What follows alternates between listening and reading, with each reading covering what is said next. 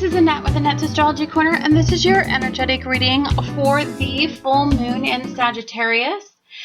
This is the second of two full moons. The first full moon we had in May, and this will be the second cumulative full moon of June. We also have the sun moves into Cancer, and at the same day that we have a mutable grand cross. And what's really important about this mutable grand cross is today the degrees between Neptune and Saturn are almost exact, and the degrees between Neptune and Mercury are almost exact. Neptune is in Pisces right now. It is in a retrograde. We also have Saturn in retrograde. We have Jupiter, and we have Mercury in Gemini. What's significant about this is I think that Neptune plays a big part in this particular moon, being so much energy around it.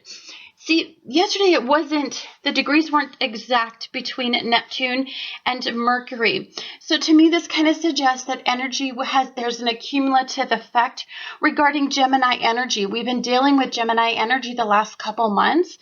And I just believe that there is a very important conversation around Gemini energy. It could be that, there's just some energy around, maybe some extremes. There might be some energy around bringing up conversations, talking through things from the past, talking through past pain, talking through past suffering, opening up about some of the most vulnerable areas in your life and letting people in. This is, of course, about conversation.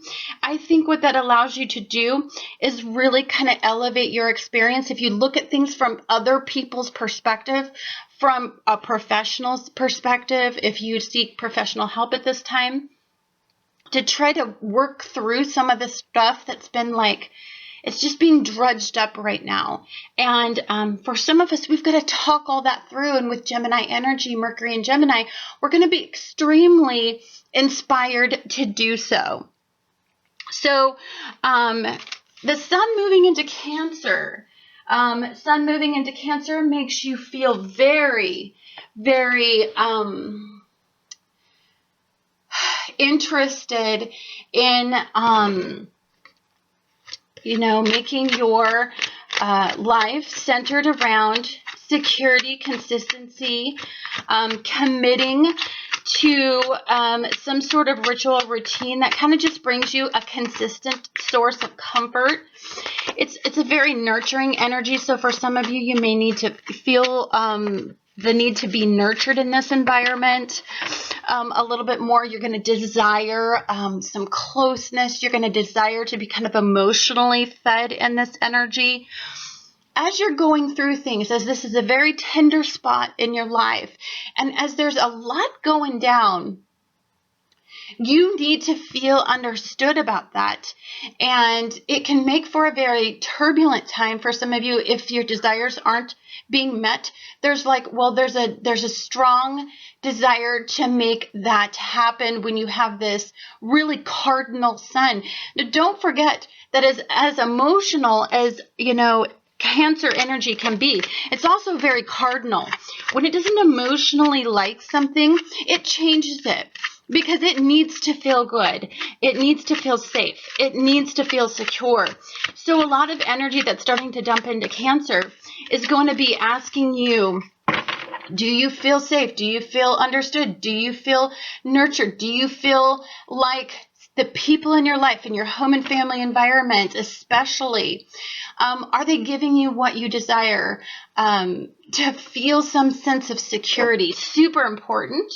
At the same time, we have a cumulative full moon. And I want to talk a little bit about this full moon because it is also on the summer solstice. And the summer solstice is a very important time.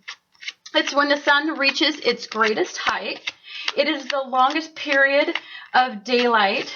And the Latin meaning is the sun. And it means to stand still. And it is one of the 4 great turning points of the year. I like to take a look at this energy, and I like to think of it this way. You know, with the sun moving into Cancer at the time of the summer solstice, at the time of the second cumulative full moon, and this cumulative full moon is in Sagittarian energy.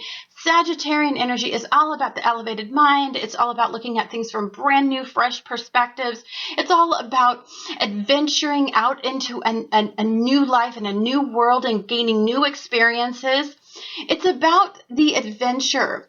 Now, with a sun, the opposition between the sun and the moon is that the sun wants to stay home and feel secure and kind of, you know, do the same old, because that's what Cancers like to do. But this Sagittarian moon is really pushing you to the extreme, really asking you to kind of go outside your comfort zones, really asking you to see that what you've been doing on a consistent basis really doesn't serve what you deeply desire anymore.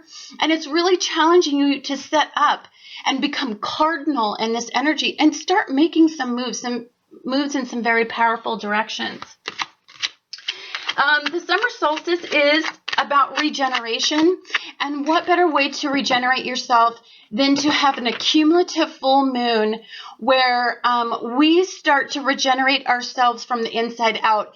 Cancer is very much an inside-out type of energy. Really puts you in touch with your emotional barometer, really puts you in touch with, how do I feel right now? Like, you know, we've been very disconnected from our feelings. So we're going to reconnect here with this sun. But the opposition is, in this moon, is that we're going to want to emotionally kick a little ass because we have a very cardinal inspiration in this sun, you know, because it's a Cancer energy. But then there's this sense of, you know, everything is so new and there's some hesitation.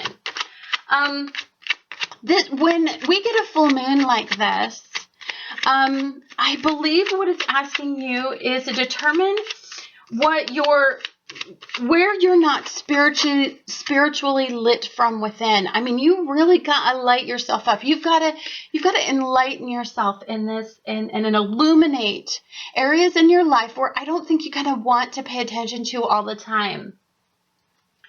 It is a great day to get creative. It's a great day to go soak up the sun as much as possible. The sun has a very regenerative quality when it's a summer solstice. It's a very spiritual time. A lot of people do a lot of rituals around this time to really add some power to your sun, to brighten up your sun again and kind of feed your sun. And if you have a burning desire in you, then there's not much you can't do when you really get that going. So this is midsummer. It's the longest day of the year. It's the best day of the year to really regenerate yourself. We also have Venus and the sun in a conjunction still. So Venus is at this point, it's in Cancer, and the sun is going to be in Gemini in its last degrees before it switches over into Cancer. So today's kind of a day where I think originally it starts out the sun starts out in Gemini, and then it switches into Cancer pretty darn quickly. So the full moon happens at 4:02 a.m., and then the sun goes into Cancer. So, and this is, of course, Pacific time, guys. So I want you to understand a little bit about what the moon's role is so you can understand just how kind of big this is. The moon's position reflects how you identify with what home is, who you consider family, and how you nurture those in your home. It is also, it illuminates where you cling to the past and avoid the future and painful experiences. See, what the Sagittarian mindset is trying to get you to do is to move away from the past and take on a new light. You know, let new things inspire you. And it's a very important time for that to happen. It illuminates your intuition and your gut instinct. And I think right now when Neptune's in retrograde, we're kind of missing, you know, that time. And so I think that's why a lot of us are falling into some mental sensitivities at this time. And the moon is also, it's also a reflective state, and it's an introspective state. And so we've got this, we're really going to want to pull in, some of us really might after when the sun moves into Cancer and we have this illuminating experience. Some of us really just want to decipher, you know, what is really going on in our lives? Where do we really want to go? What direction? Where do we want to, adventure out and see what kind of new life do we want to do? How do we want to adapt to the new changes in our lives? I mean, what was really revealed during these last couple months to us? I mean, I think for a lot of us, what was really revealed is that we need to have, our structure and our foundation needs to be strong and firm, because it's really what gives us the momentum to kind of pull through all this energy. Of course, this guy sticks out. So we'll look at it together. Ooh, Wheel of Fortune, an appropriate card. Oh, there it goes. So Wheel of Fortune is a beautiful card. The Wheel of Fortune talks a lot about a completion, an entire cycle. It's like an accumulation of an entire cycle. It also suggests an ending of a very long journey and the beginning of a new one. What better card for a Sagittarian full moon than when you've got the world represented? Because Sagittarian energy represents the world's perspectives, different perspectives, adventure. It's the wandering part of your spirit, wherever Sagittarius is. So I think it's a really amazing card that we got for our main card. But I drew from the main card anyway. I love the way I talk sometimes. It makes no sense. Okay. So let me get these straightened out.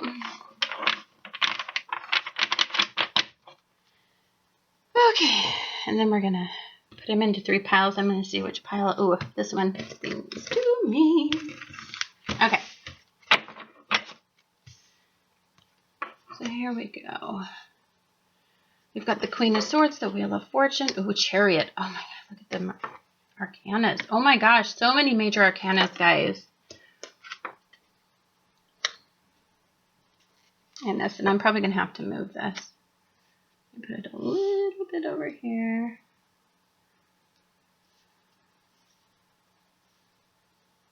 Maybe I get this all in here.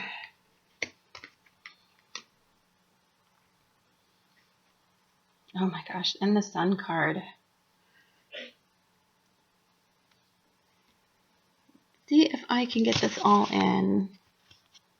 All right, well, that's perfect. Okay, so I had to reposition the cards so that you guys could see everything. So I got the outcome card as the Sun card. The Sun card to me represents abundance, fulfillment. It represents just a very hopeful mindset. It represents a rebirth, a regeneration. In this position, because this, to me, this is what's called the Leo card in my readings, but it's in reverse, and I think it's in reverse because it's a full moon, and of course, you know, when you have the moon opposing the sun, I think there's a conflict between, you know, what you deeply desire from a situation, and I think you figure it out. I think what's hard about a Sagittarian full moon is it's very hard to figure out the direction that you need to go with so much energy being pulled in so many different directions. It's very confusing right now exactly where our desires truly deeply lie. We have the Wheel of Fortune card. We have the Devil in reverse. We have the Seven of Swords. And we have the Nine of Pentacles. And that's kind of our 30-day line here. Well, it's actually 28 days, but 30, you know, our 30-day line. So this is the energy that leads up to the full moon. And then this is my 30-day spread for this full moon. And then up here is kind of the energy that comes out of the cycle, like what we need to expect. These are the energies. These two cards represent energies that kind of just are blocks or things that we need to consider moving forward. So one of the things about this new moon that I think is super important is that I think that many of us have very low energy, and that could be why the sun is in reverse right now. Neptune is in Pisces. It is in retrograde. We also have Saturn in retrograde, and we have Mars in retrograde at this time. And Mars is a big card to have in reverse because it really represents our passion and our endurance and our stamina. So even though I feel like this card could deeply represent, the Sun card is the outcome card. I think what it could be is that externally we don't have a lot of energy, but there's an internal feeling that we need to reignite some of the energies around our deepest desires and what our sun represents to us. Now, one of the things that I think is super important to talk about is the fact that, the devil's in reverse. I like the devil in reverse versus when the devil is upright. I'm going to tell you why I like it in reverse, because I feel like when the devil's in reverse, I feel that we are at a state in our lives, and this could mean like a Capricorn energy as well. Capricorn energy has been going through, well, Pluto's in Capricorn right now. Pluto in Capricorn has been squaring off with Uranus. And so I think a lot of us have been trying to make some changes in our foundation, changes in our structures, and this could be an internal structure as well, and the foundation that is within us. You have to understand Pluto is a pretty intense planet, and when it squares off with Uranus, it can bring out some very unusual things in our lives. And I think that addiction was really coming out, but I think many of us, the demon is being revealed. The darkness has been revealed. The areas in our life that we need to change to have a solid foundation and structure are really honestly changing. And I think that we deeply identify that right now, and we feel it. And there is a feeling with this card that you can walk away, from this feeling of like being helpless and being, not secure, and being bound to some of your fears and some of the darkest parts of you. I don't feel like people feel like they're bound. I feel like with this Sagittarius full moon, the cumulative effect of a full moon, the big ending that's been emanating for about 2 months now, is the fact that we have more control over the situation than we think. At any point, we can make the decision to walk away from instability in our structure, and that's internally and externally. Remember that to have a really strong foundation, we've got to be as solid as we are on the inside as the firmness that we stand on the outside. So I think it deeply represents that. We have the World card. The World card is our present situation. And there is a feeling that for some of us, and I deeply believe that the feeling is that, we're at an accumulative cycle, and I think for many of us, there's just this feeling of like, it's kind of like when you first turned 18, or when you first turned 21, or you graduated from college, or you graduated from, a university, and it's like the world was your oyster, and you had the ability to take your life in a brand new direction. I don't know why, but whenever I see this card, I think of Jupiter. It really, cards just sing to different people different ways. But to me, this is a very expansive cycle. Jupiter is in here stretching you and pushing you to extremes to try to break you free from areas where I think you kind of limit your potential, because Jupiter is all about potential. It's all about really giving you the world, giving you options, giving you a benefic life. But it's been caught in this mutable square and also a mutable T-square with Saturn, and there's kind of like this contention between the two teachers of like how you should go about this. Some people need to be taught the hard way, and some people need to be taught the benefic way. But Jupiter is in this really weird energy where the details will expand. So if you want the details to be really positive in your life, if you want really positive options, then you've really got to pour a lot of positivity, and Jupiter can expand that. But again, you know, if you're in a dark place, then it expands that as well. We have the Seven of Swords, and I think a lot of us attained a lot of wisdom and knowledge in this, and the past held, he's actually pointing toward the past, so he's pointing this way, which is toward the past for me in the deck. And you know, he's really, honestly, he has all this wisdom and knowledge, but I think in this, I feel like deeply he's looking, you know, he's looking forward. He feels abundant moving, like, to me, away from past situations. He may have even in this card to me, and I know that I say it, you know, different ways, but he may have idealized the past, and he may have looked at his past or past situations and thought, wow, you know, I'm going to attain all of this. And he may have tried a couple things in this past, but it was with a very naive approach. I feel like he's naive in this particular reading. And he tried a couple things that he thought was going to pay off big time, and they didn't. And all he walked away with, if you look over here, it's super barren. You know, it's super, you know, like it's very, it's not abundant externally or tangibly, but look at all the wisdom he attained with moving forward in this situation. So he didn't get a really abundant result, but he gained a lot of wisdom, a lot of life experience, and that is more precious. I tell you, the older you get, the more you understand just how valuable life experiences and age and wisdom is. And I believe that that's kind of what these cards are starting to represent to me, is just an aging of the mind where you get wise and you get life experience, and you can kind of really honestly move forward with that.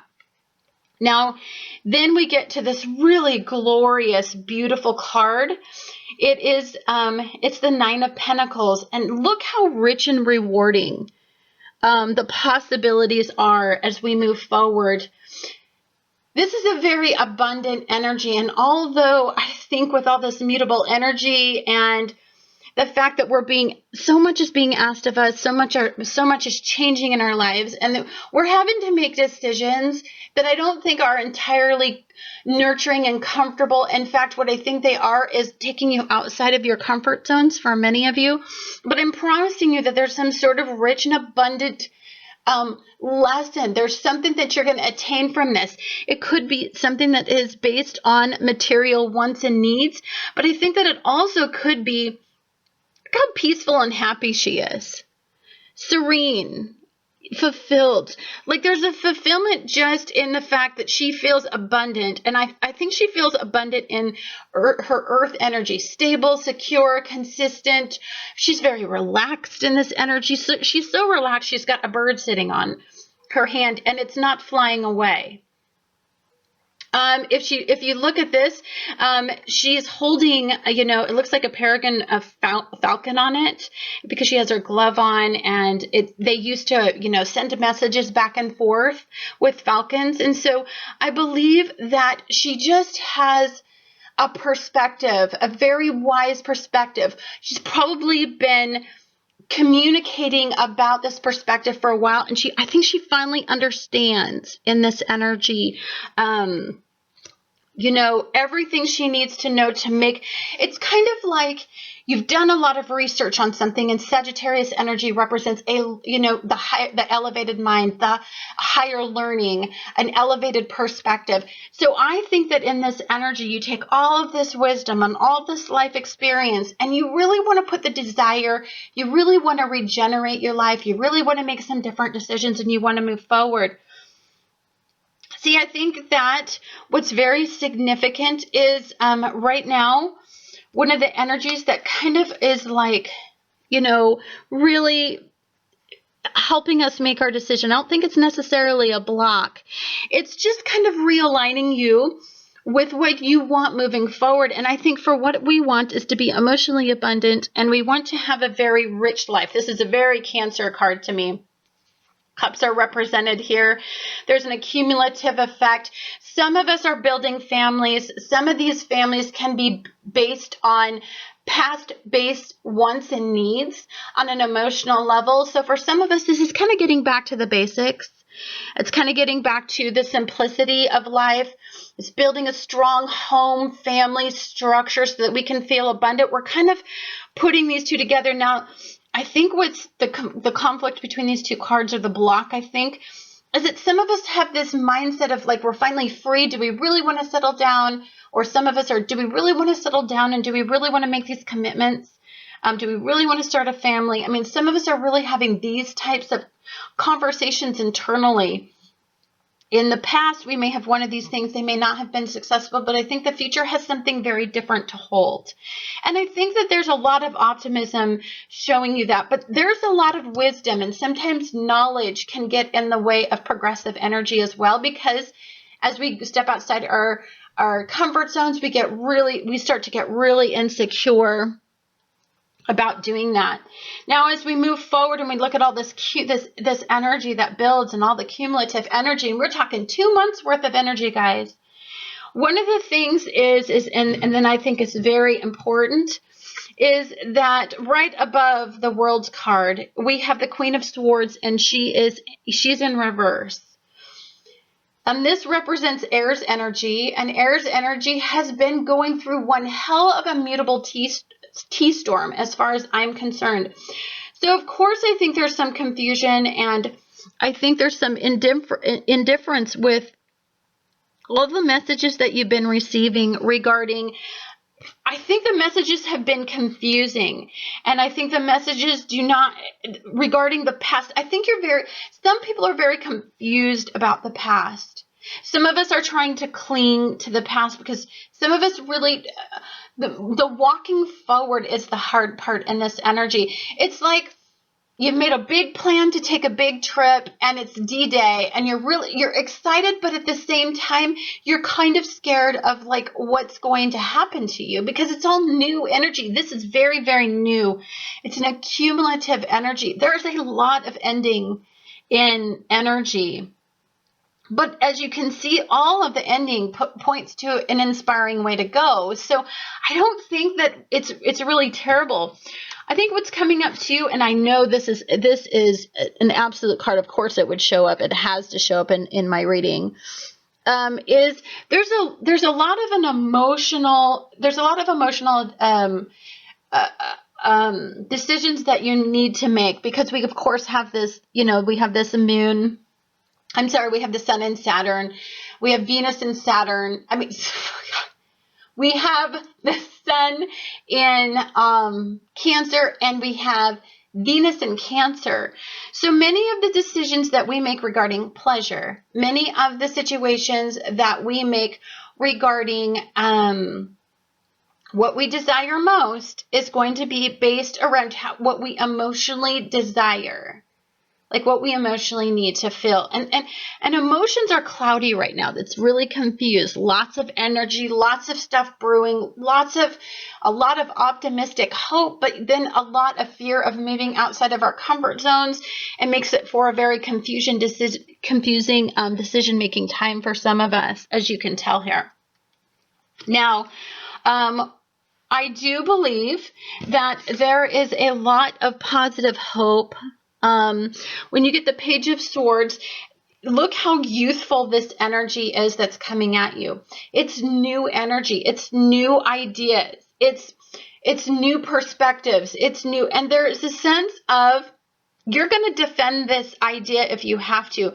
People may not understand where you're coming from right now.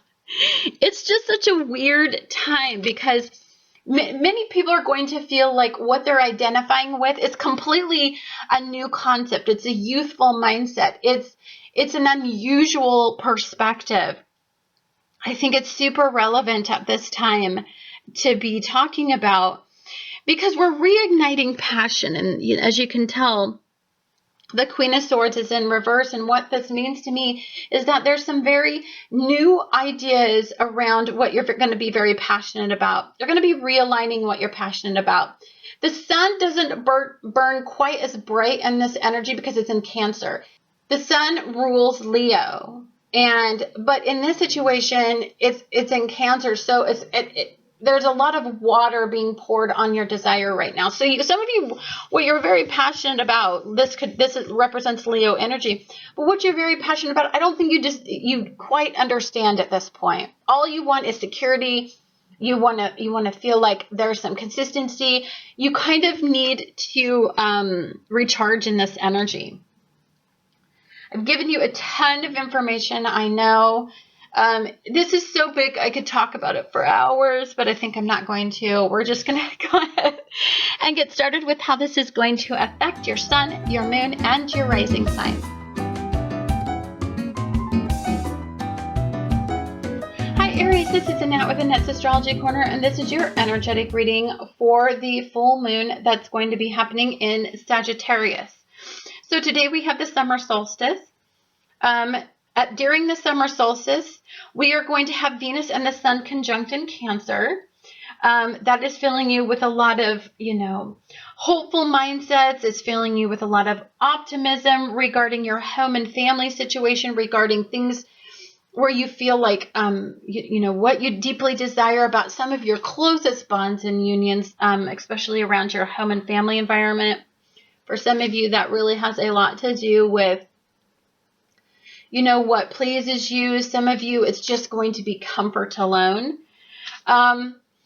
Today, we have the full moon in Sagittarius. It's the second full moon. This is an accumulative energy of May and June's energy. We also have the sun moving into Cancer. This is going to be actually in your home and family environment. So you're going to be thinking a lot about your home and family.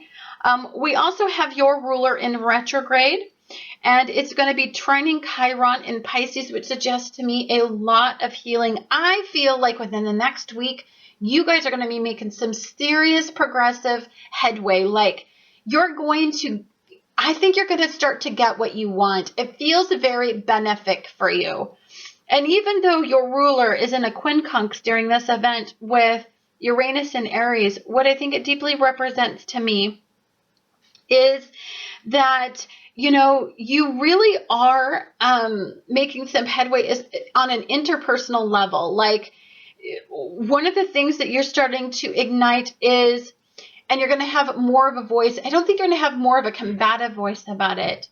What I think you're going to want to do is make some changes to kind of get what you want, and you're doing this when your ruler is in retrograde. So it's a difficult time to find the stamina and the energy, and to not be too sensitive in this energy, not be volatile. You might be volatile at times because of the mutable T-square that's going on, and there's a lot of inconsistency when you're wanting to create some consistency in your life.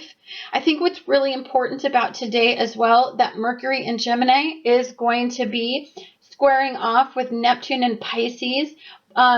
It goes almost exact today. So we have Neptune in Pisces, almost exact with Mercury in Gemini and Saturn in Gemini, which suggests a lot of movement away from the past, lots of conversations about the past.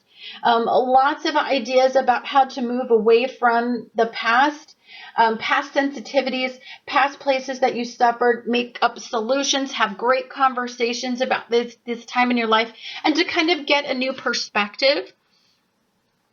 For some of you, this is a very difficult time. You're trying to put, the light back in your life. You're trying to put the passion back into your life.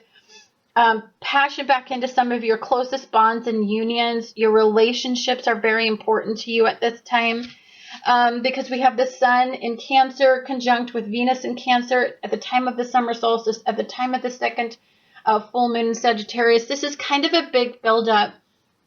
What you're really wanting to feel, I think, is to deeply nurtured and loved in your home and family environment. You need to be able to have conversations. You need to be understood.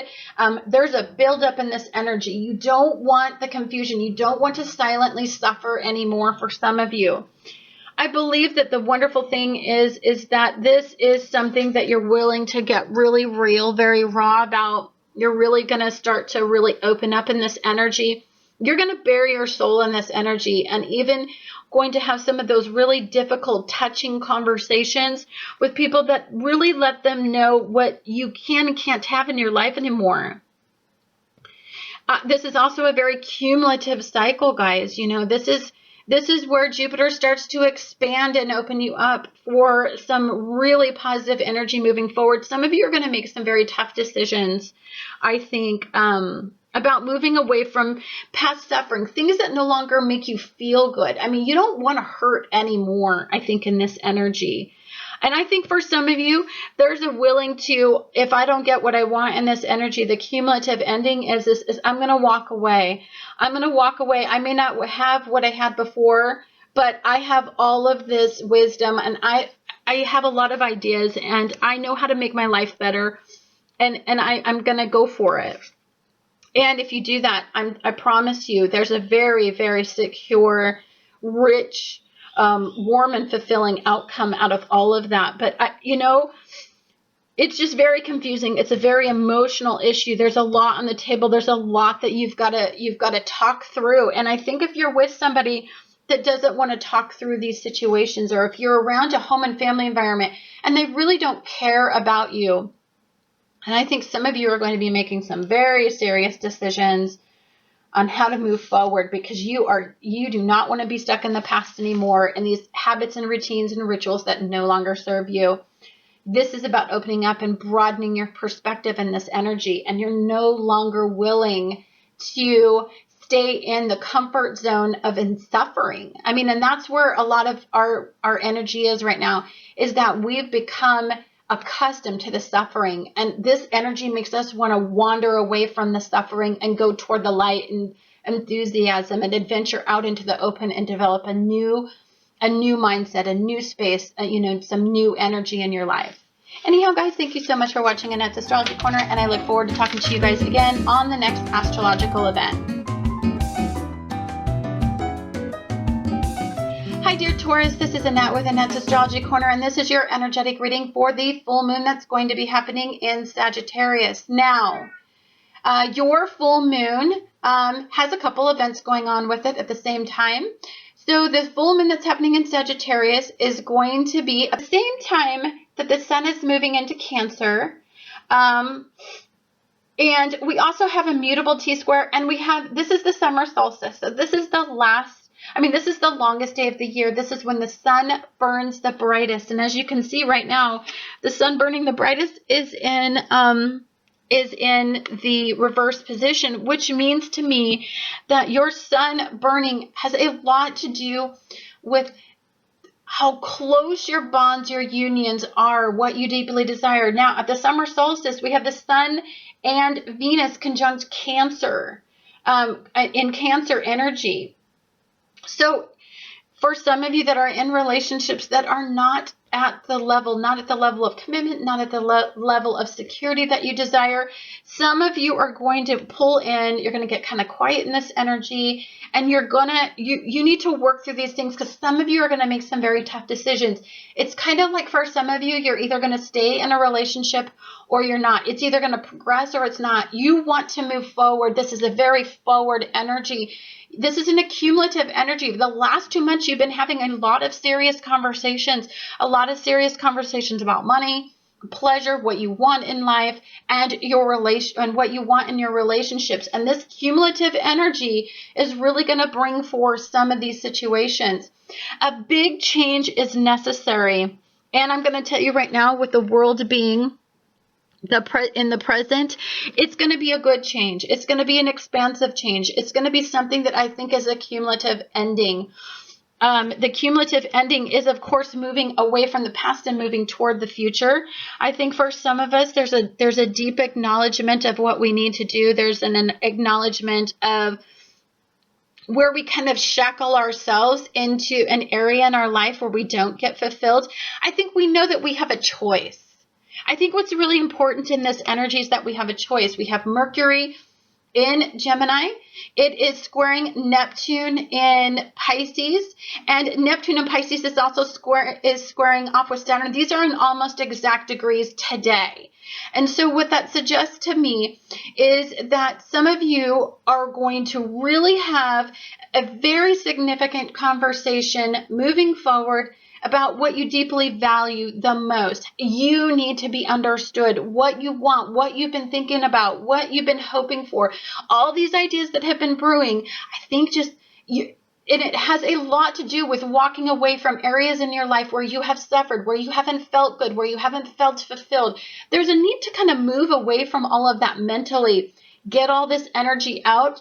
You have been suffering in silence for too long, and this energy is going to inspire you to make some very future-based decisions.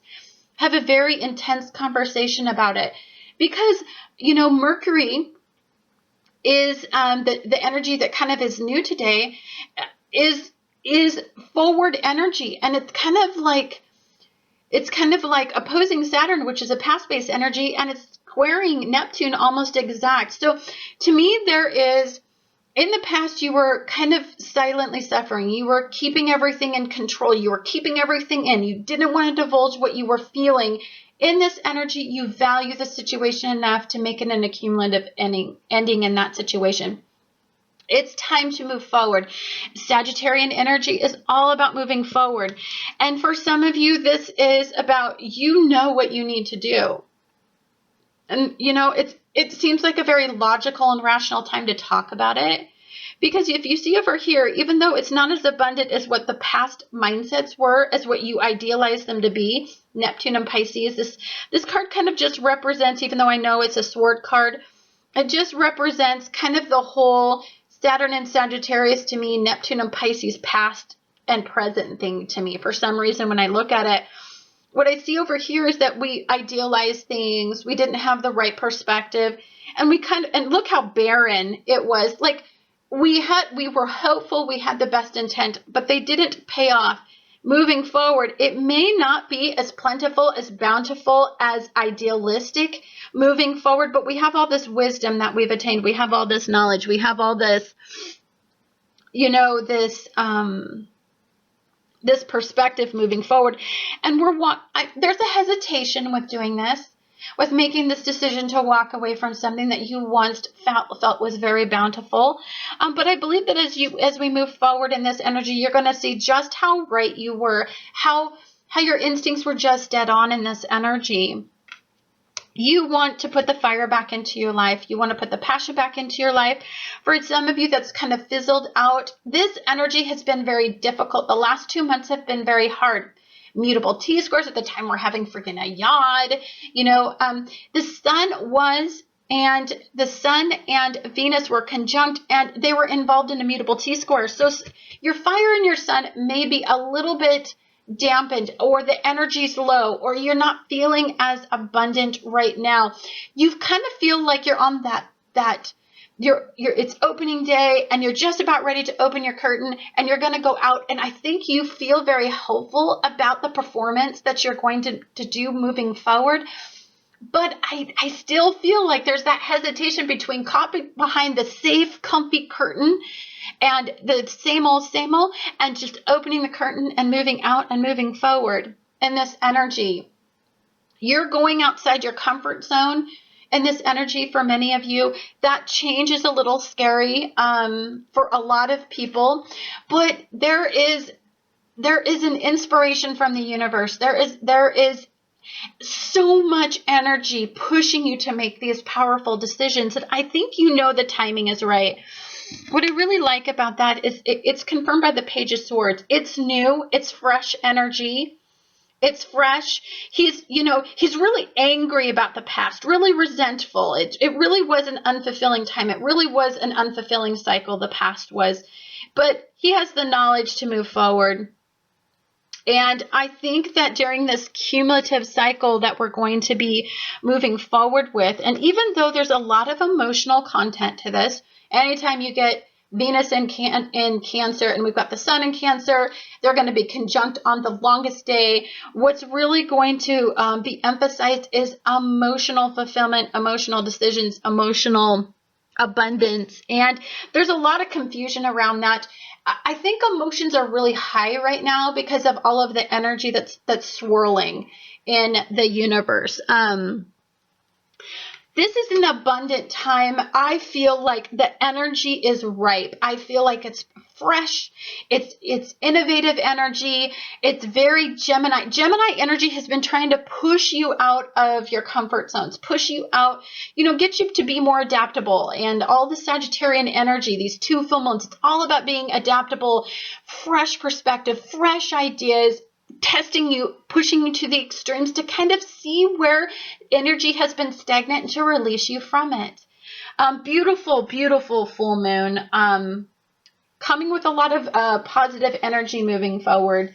Anyhow, guys, thank you so much for watching Annette's Astrology Corner, and I look forward to talking to you guys again on the next astrological event.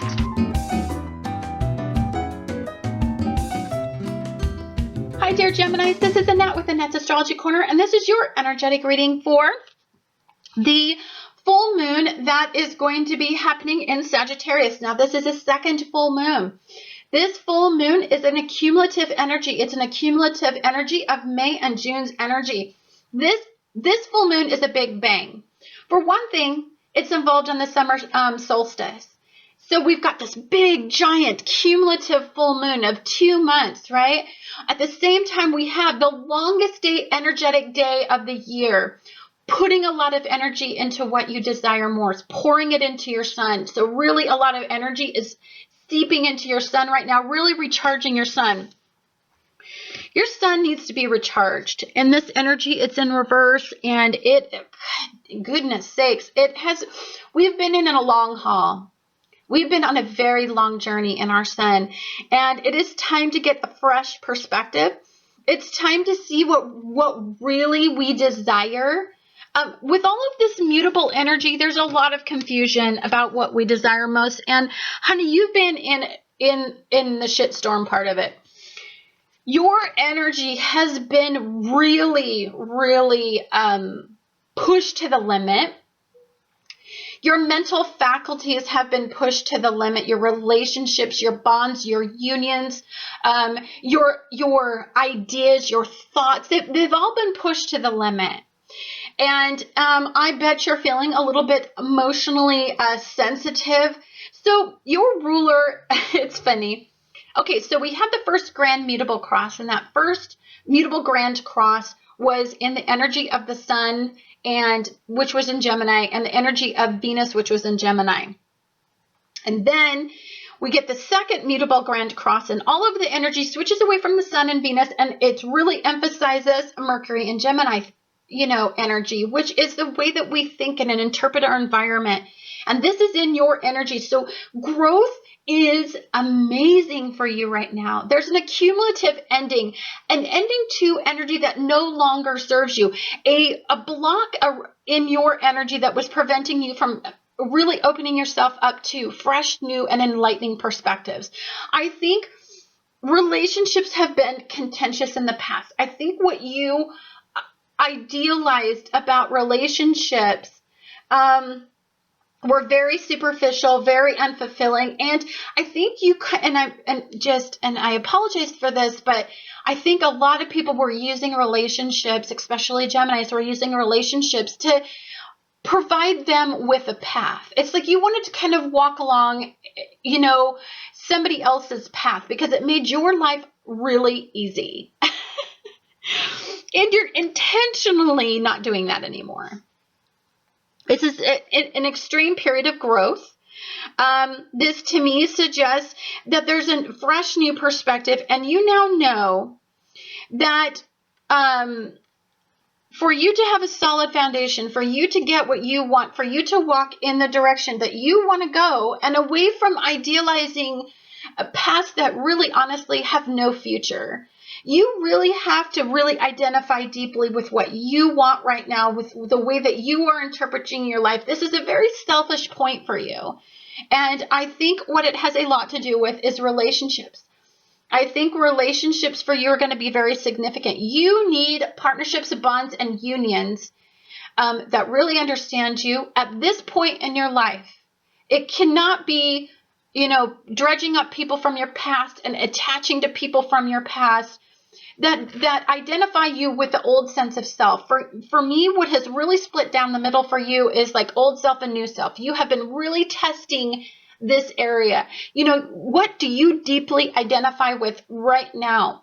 And a lot of you could not rely on relationships to show that to you. You had to develop an understanding of what you identify with.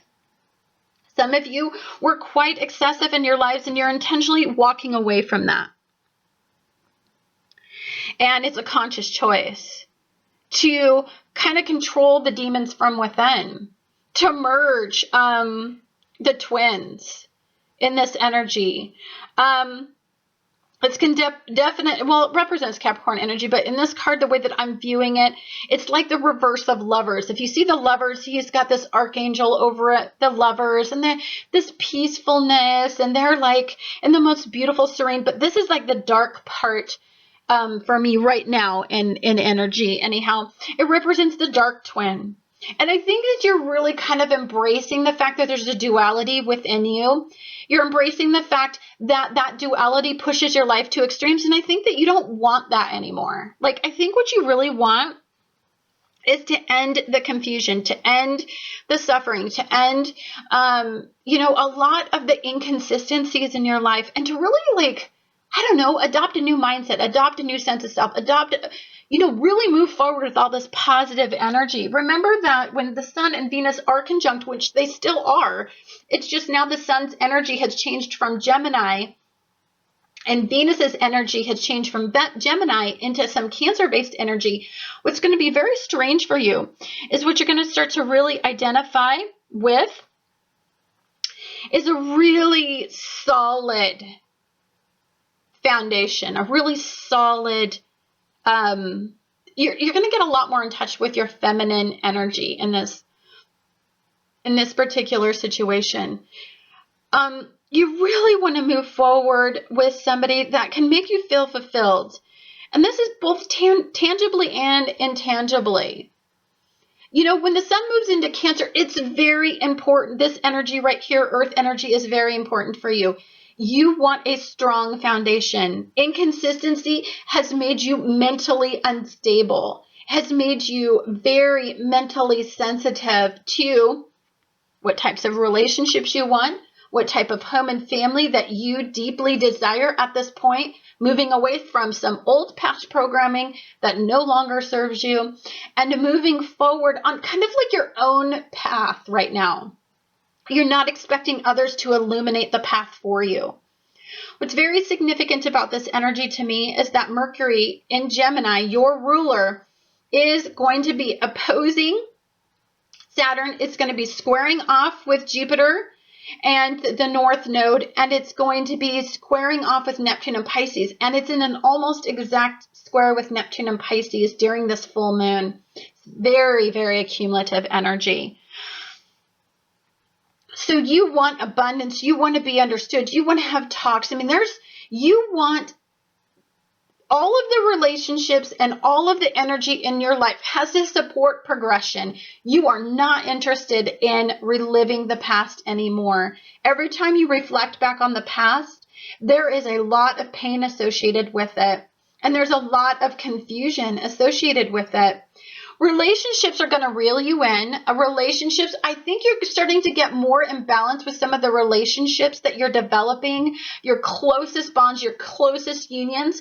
I think what's great about that is even though there's still some opposition, they're healthy conversations. They're really about getting control of your life. They're really trying to motivate you to make a lot of decisions toward progression, put the spark back in your life, really kind of hone in on what you're passionate about. There may be a significant relationship in your life that's really feeding you to make some positive changes, but still allowing you to identify with it. It's not something that they're forcing on you, and you have to make these decisions in order to be in this relationship, this bond, this union, to be understood by this person. or by this significant energy in your life. I think they're just really embracing the fact that there is a new sense of self, and they're just kind of like very encouraging, very wise energy. There's a lot of wisdom associated with this particular person in your life. And I think it's really a very, very positive energy. It's really going to turn you from within. Now, when the sun is in reverse, it doesn't mean that it's not abundant. What it means to me is that you're trying to light the fires from within. You're trying to burn from within, you're trying to reignite the pilot, and in order to do that, there's some work that needs to be done. So we're going to go through the second mutable grand cross. The second mutable grand cross is also going to have its own yod. So the first mutable grand cross had some extreme energy associated with it, with the sun and Venus, but it had a yod. So the universe is being loving to you. It's really saying, I'm going to pull you in 4 different directions, but here's the answer. If you just look here, sweet spot and energy, and you cling to sweet spots and energy, you're a bloodhound. You can sniff out optimism like nobody else. And so I believe, and we're going through that second buildup where we have a second mutable grand cross, but now it's in your mind. Now it's the way that you think. There's a lot of growth and potential in the way that you identify what is very significant to you, what you value most. You're really getting down to the nuts and bolts of things. Very, very big time of potential. It's just this cumulative ending of these last 2 months of all this tension, of all this this crazy energy, is to push you to the extremes so that you can see exactly where the sweet spot is in energy. Anyhow, guys, thank you so much for watching Annette's Astrology Corner, and I look forward to talking to you guys again on the next astrological event.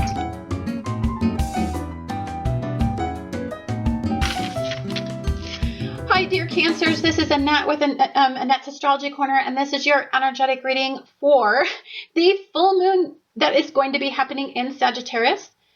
This is the second full moon in Sagittarius, which means that this is an accumulative energy from May to June's energy. So we had that beginning of energy, that inspiration, that spark of energy, really forcing you to take a look at what really needs to change in May. But you weren't really inspired to do so. So, of course, you went through some extremes in energy, and it really started to force you to open you up to develop a new perspective, because you kind of got to be forced. You really get stuck in your routines and your mindsets and in your comfort zones. And this energy is really pushing you to a lot of extremes, because it's really defining the fact that you need to move forward. By the time we get to the second full moon, and this is a big deal. 2 full moons in one energy is a big deal to a Cancer, because you're ruled by the moon. And so what this suggests to me is now it's game time. Now it's time. No more pissing around. Like, you've had 2 months to think through this energy, 2 months to get ready for the change, 2 months to adventure out and get into a different mindset and kind of spice up your life. You've had 2 months. It's time. Of course, in order to make this happen for you, you've got to be pushed. You kind of got to be, now this is a delicate push. I love that the moon in Sagittarius in opposition with the moon in Gemini, which the sun then moves into Cancer, which is going to be conjunct with Venus at this time. It's a shove. I love that it's a sweet shove for you.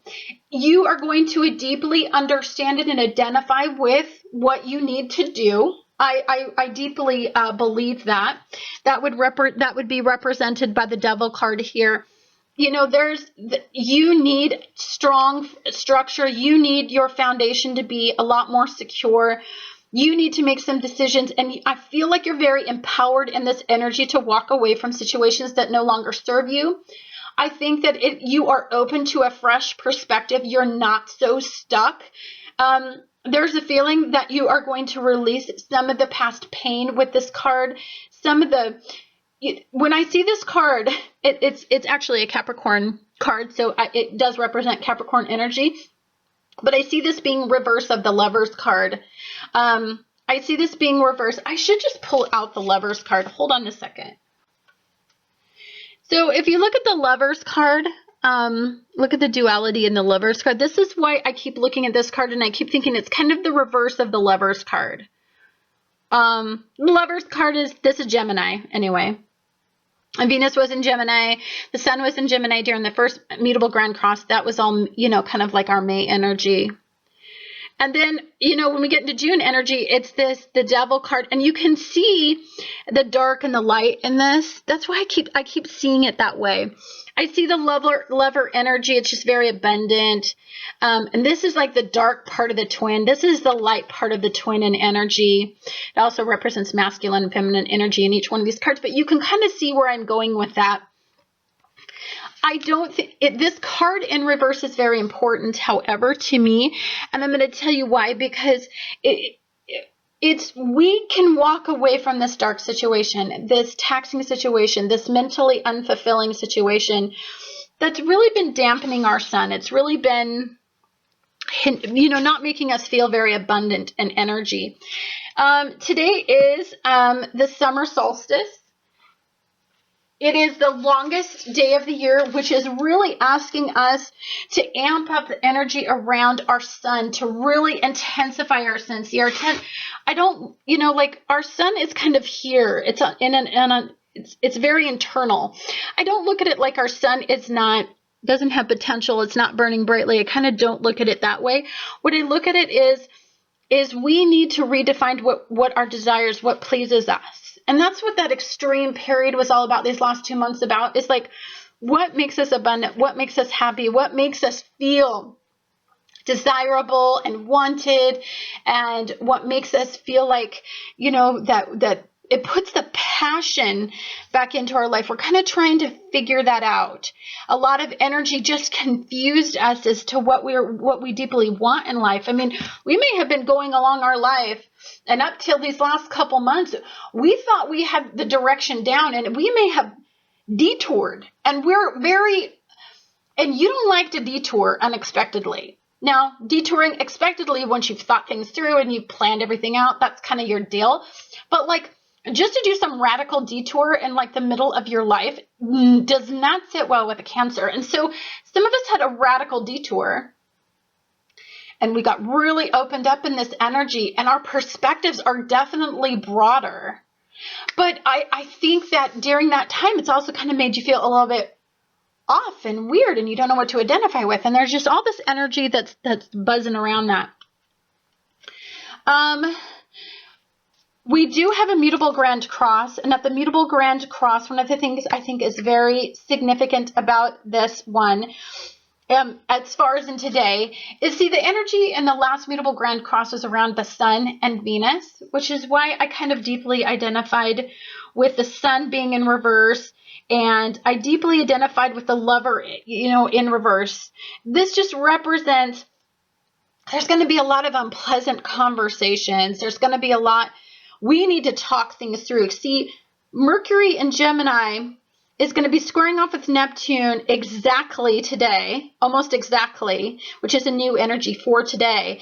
And then it's going to be opposing Saturn, which it has been for quite some time, and it's going to be squaring off with Jupiter. So to me, this is a big push for you to kind of have some pretty intense conversations about the details in your life. You really want to be understood.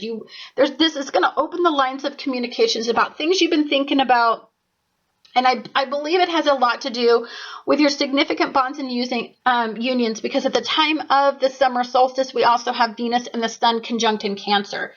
You need to feel secure. There's a lot of big changes going on externally. There's a lot of pressure. There's a lot of new energy. New energy kind of makes you feel like you want to go within. And there's a lot of challenge in this energy to like step outside comfort zones. And I think that's another reason why your Sun is kind of in reverse. It's like, ooh, I've got to walk outside my comfort zone. I love that this energy for you represents to me the fact that you kind of idealized situations in the past, You're very wise and knowledgeable moving forward. I feel like you're going to be much more logical and rational about some of the decisions that you're going to be making, especially being pulled in all of these extremes. I believe that you really you have the tools. I feel in this energy. I feel like you have all the tools. I feel like you know what you're facing. I feel like if you make this decision, you know that there could be a challenge. If you make this decision, there's something hidden, and I think you intuitively feel it. I think if you make this decision, lots of abundant energy, probably it looks like a little bit of overabundance, a little bit of, that's not a very balanced perspective. I think that this energy is really what this person is really looking at. To me, it kind of just represents the elevated mind, a really kind of like a positive aura. Like it just represents spirituality. It represents just a really, you're really in tune. So you can see that it doesn't matter what emotional decision you make moving forward. It doesn't matter what challenges you face moving forward, because we're not done with the mutable grand cross. At the very same time that we get the mutable grand crosses, we also get this ordained energy and this yod, this question and answer. It really, the universe knows right now you're confused, and it really just, it pulls you in these extremes to kind of jolt you a little bit so that you have to open your eyes and you have to come out. You have to emerge from the shell. But then what it's doing is it's giving you a yod, which is at the same time, and it'll give you a yod for Mercury as it gave you the yod for the Sun and Venus. What I really think it's doing is it's like, at the same time, it's like, oh, I really want you to pay attention to this side over here, and I'm going to give you the answer. I'm going to give you the problem and the solution. You still need to solve it, but I still want to give you the problem and the solution, at the same time, because this energy is a little confusing. And so I still think that the universe is very loving right now, and really kind of, it's not so sweet and coddling as it is pushing you in all different directions, but still kind of giving you an arrow. If you're intuitive enough to see the arrow, I believe that this is a very positive change for some of you in your life path destiny. It's very invigorating. You are very strong in this energy, I feel. And some of you, this is going to switch up your routines. I think some of you are starting to open up about things need to change. Rituals, habits need to change. Like they need to change in order for you to get ahead. You have to make some very significant changes. And you may not understand everything right now as it stands, but I promise you healing energy is going to be or the energy from Chiron is going to start to heal you in a way that I don't think that you quite understand, but it will be revealed later as these perspectives open up, and as you really adapt to this new energy that's coming into your life. Anyhow, guys, thank you so much for watching Annette's Astrology Corner, and I look forward to talking to you guys again on the next astrological event.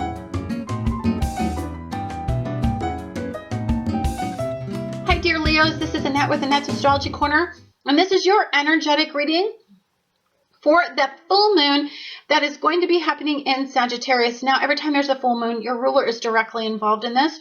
Your ruler is switching energies into Cancer, which is opposing the full moon.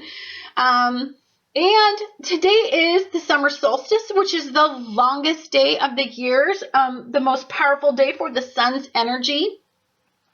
For you, this is when the sun reaches its greatest height in your life. So to me, this is a peak moment for a Leo. This is the highest point of the year for you, the most powerful time, the longest day of the year for you to receive in energy. You're a big giant receiver today. If you're really smart, you're going to go out and you're going to soak up some sun today. You're going to soak up the sun. You're going to be outside as much as possible. You really need to have your fire ignited. You really need to get the energy going in a really positive direction. There's been a lot of massive mutable energy that's really pushing your boundaries, and you're very You're very fiery energy. You like to fixate on things, and this energy has just been pissing you off. It's mutable. It's uncontrollable. You like a lot of control over situations. You like to direct people. You're a leader, and this energy just, there's no leading, because as soon as you lead somebody somewhere, they just flake out and go somewhere else, and you're like, oh my God, over here, and then you're just going crazy. So it's time to recharge. Here's your sun, dear Leo.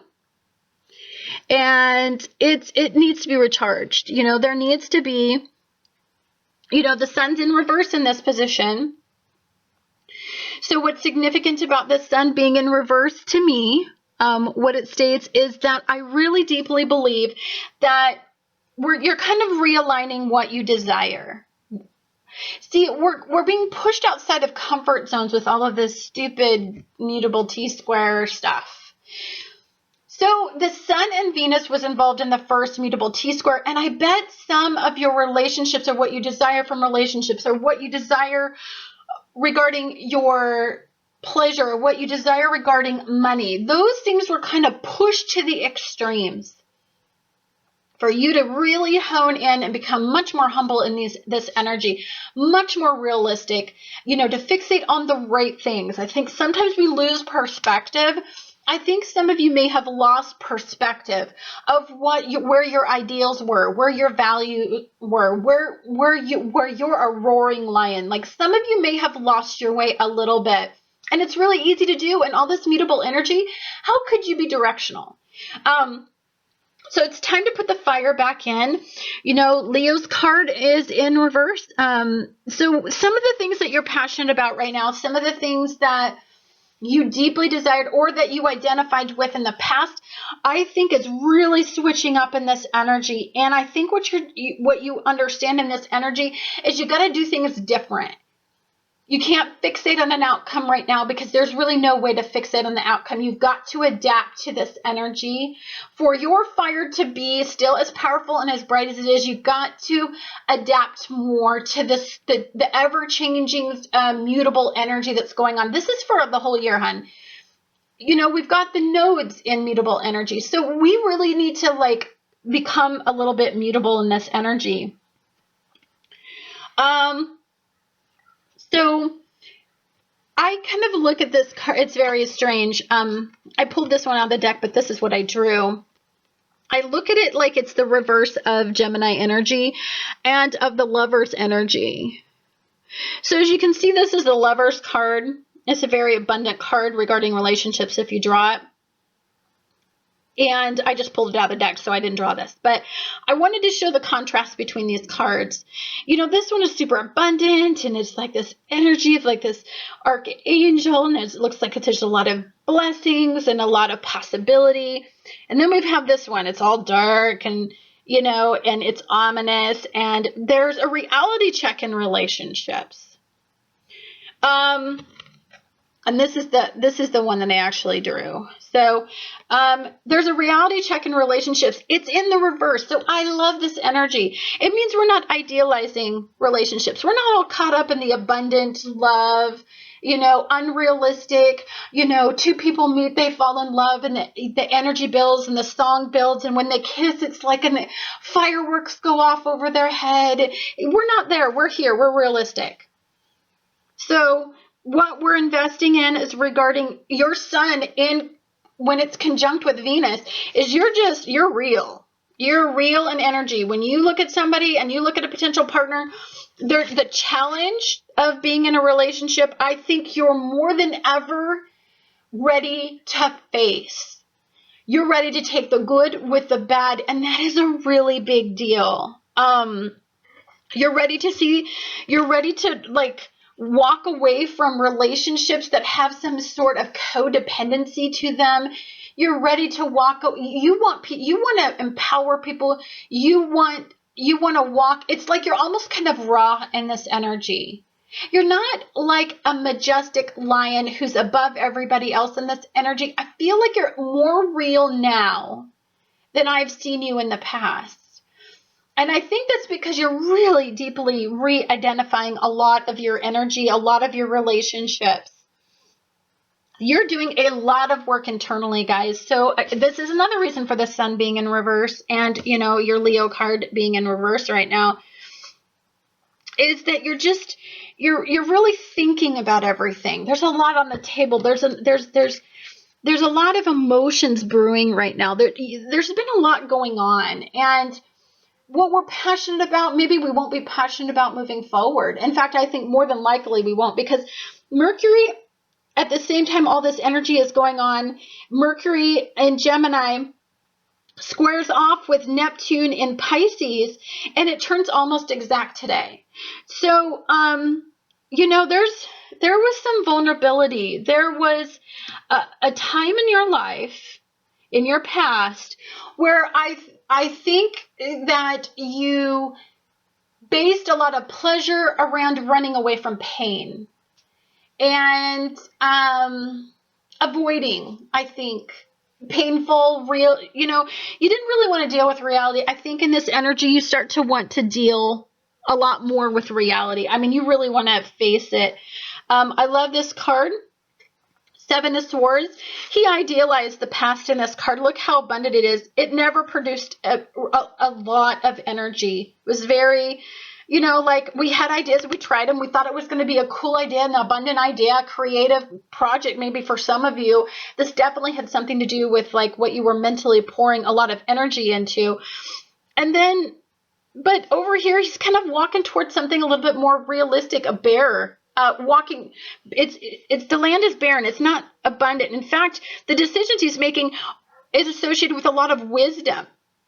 I'm not saying that there is not some significant pull to like what you used to idealize, because of course we're kind of moving away from what we idealized, because that's what we have to do right now, and we're moving toward. I think our emotional barometer is going to be much better right now. Much better source of energy. What's really important about this is that we're very realistic. Our eyes are wide open. With Neptune in retrograde, and it's squaring off with Saturn, and it's squaring off almost exactly with Saturn, and squaring off almost exactly with Mercury in Gemini. You're going to be talking through a lot of things, a lot of emotional things. You're going to see between the lines. People can't manipulate you in this energy because you kind of get what's going on right now. There is some new energy coming. It's fresh. It's exciting. It's youthful. It's a different perspective. I feel like the Page of Wands. I believe that there is some very hopeful energy coming, and I believe that you're really going to internalize that energy, those messages, those thoughts that you're having. You're really working internally in this energy to kind of really put the fire back into your life, and you know, to really take a look at everything. Look, we have this mutable Grand Cross. The mutable Grand Cross has been difficult. We got to think all this energy through. We got to figure things out. Like, it brought a lot of confusion. It brought a lot of very intense energy into our lives. We got to think about. We got to make a plan. We got to look at this from the elevated perspective, which I think is highly ordained right now. Like, I can't even tell you how beautiful it is for a Sun in Cancer to have a sextile with Uranus and Aries. Lots of potential, lots of growth, lots of this new perspective is wow. It's a very big energy for you. And I'm super excited about it for you, but you've got to move away from the past. You've got to be very realistic about what you're looking at moving forward, what you idealize and in energy and what you don't. Limitations and strengths are something you're going to have to consider moving forward. Jupiter can expand anything it touches, so have it be something that you value, right? Don't let it expand stuff that you do not want it to expand in energy. Powerful, positive time. When the sun moves into Cancer, I don't feel like you feel like yourself. I feel like what it is kind of puts a damper on your fire on the longest day of the year. So but you need to internalize this stuff. This isn't about growing externally and being abundant externally. This is about being abundant internally. It's about growth and expansion from inside. It's about you have to brew this desire. You have to stir it back up again. You've got to lay out in the energy and get revitalized. A lot of crazy energy happen, and it takes a toll. And even for a fierce Leo, you've got to respect this energy. The cumulative energy of the last 2 months is, home and family. You got to solve the problems there. You've got to feel good. You got to feel like your place is a safe zone for you. You've got to feel like the relationships and your closest bonds and unions in your home and family are feeding you. Right? You've got to feel this way. It's a deeply internal time for you as you get ready for your beginning of your new year, which is next month. Like, you've got to do this for yourself. So it's a time of like having tough conversations with people about emotionally what you're going through, revealing yourself. Being emotionally understood is super important right now, as there's a little bit of vulnerability with this particular situation. Your ruler there's a lot of positive energy around it, but you just got to stay real. Anyhow, guys, thank you so much for watching Annette's Astrology Corner, and I look forward to talking to you guys again on the next astrological event.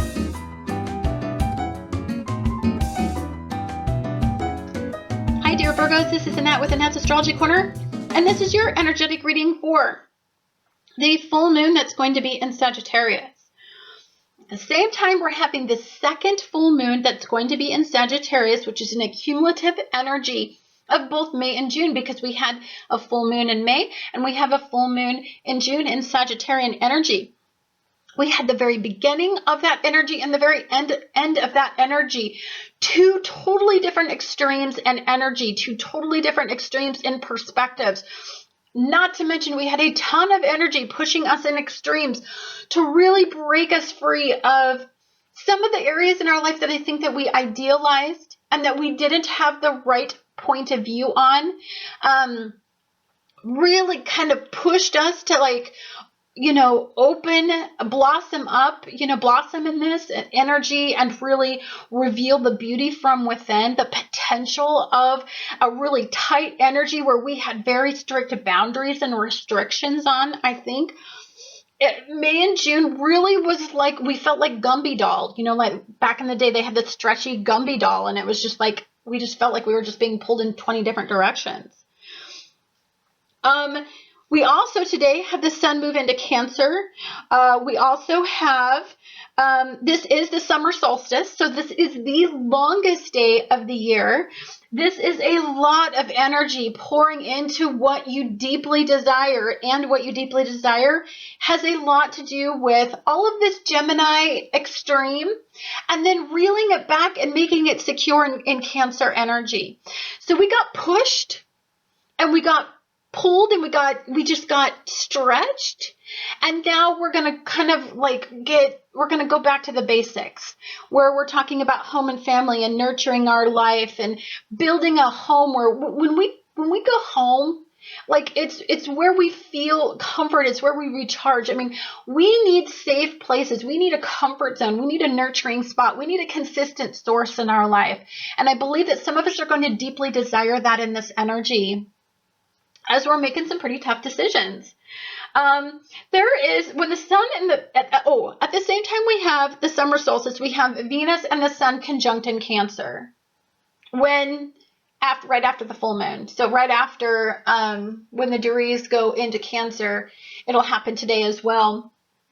It is about creating an uplifting environment. It is about creating hope and optimism.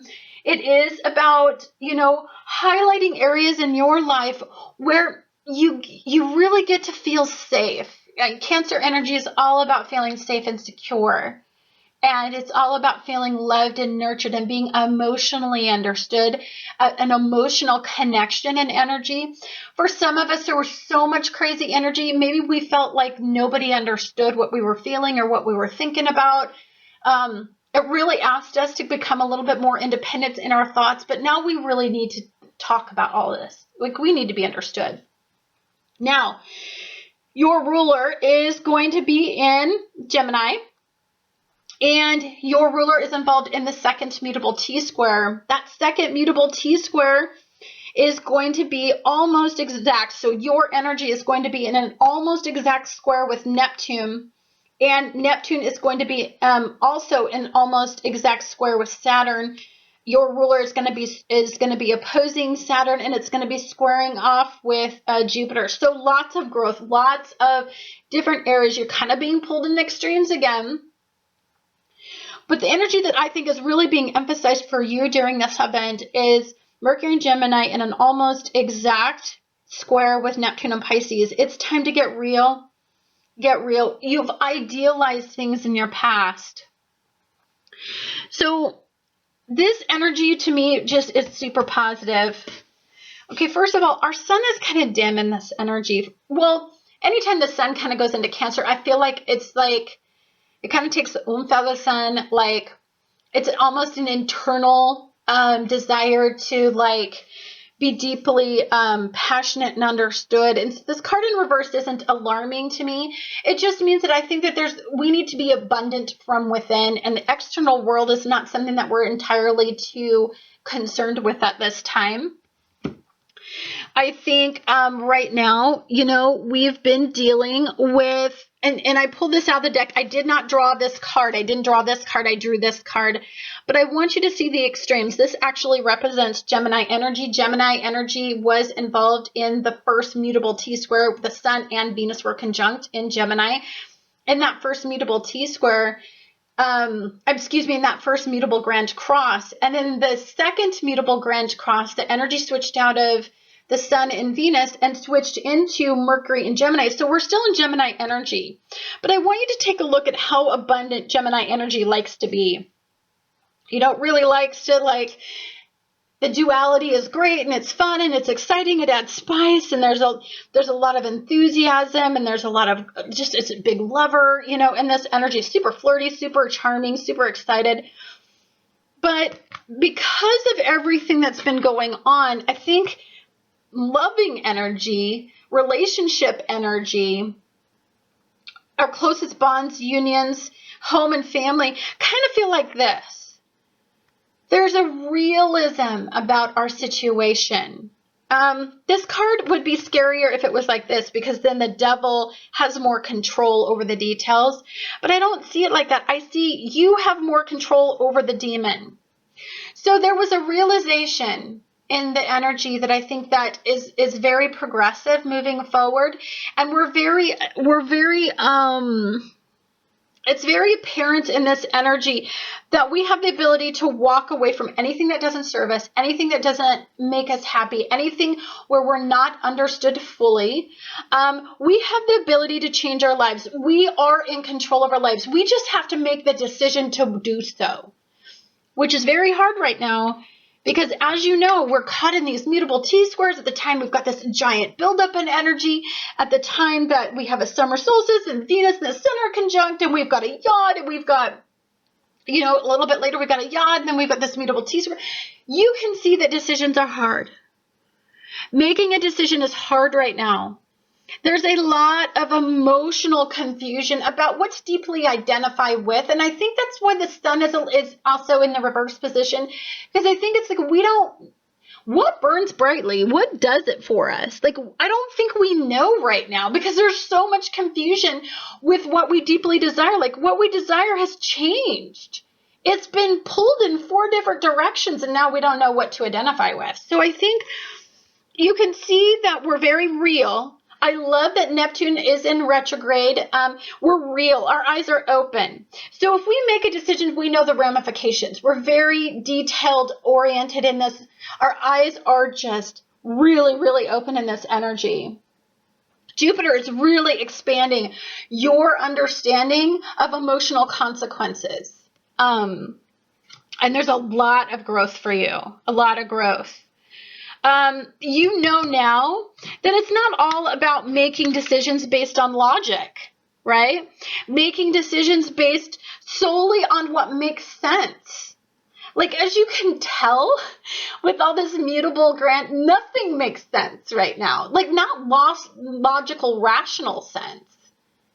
It doesn't. That kind of stuff is going out the window. What's being developed is intuition and our gut instincts and our superpowers, if you call them. Like, I know that my my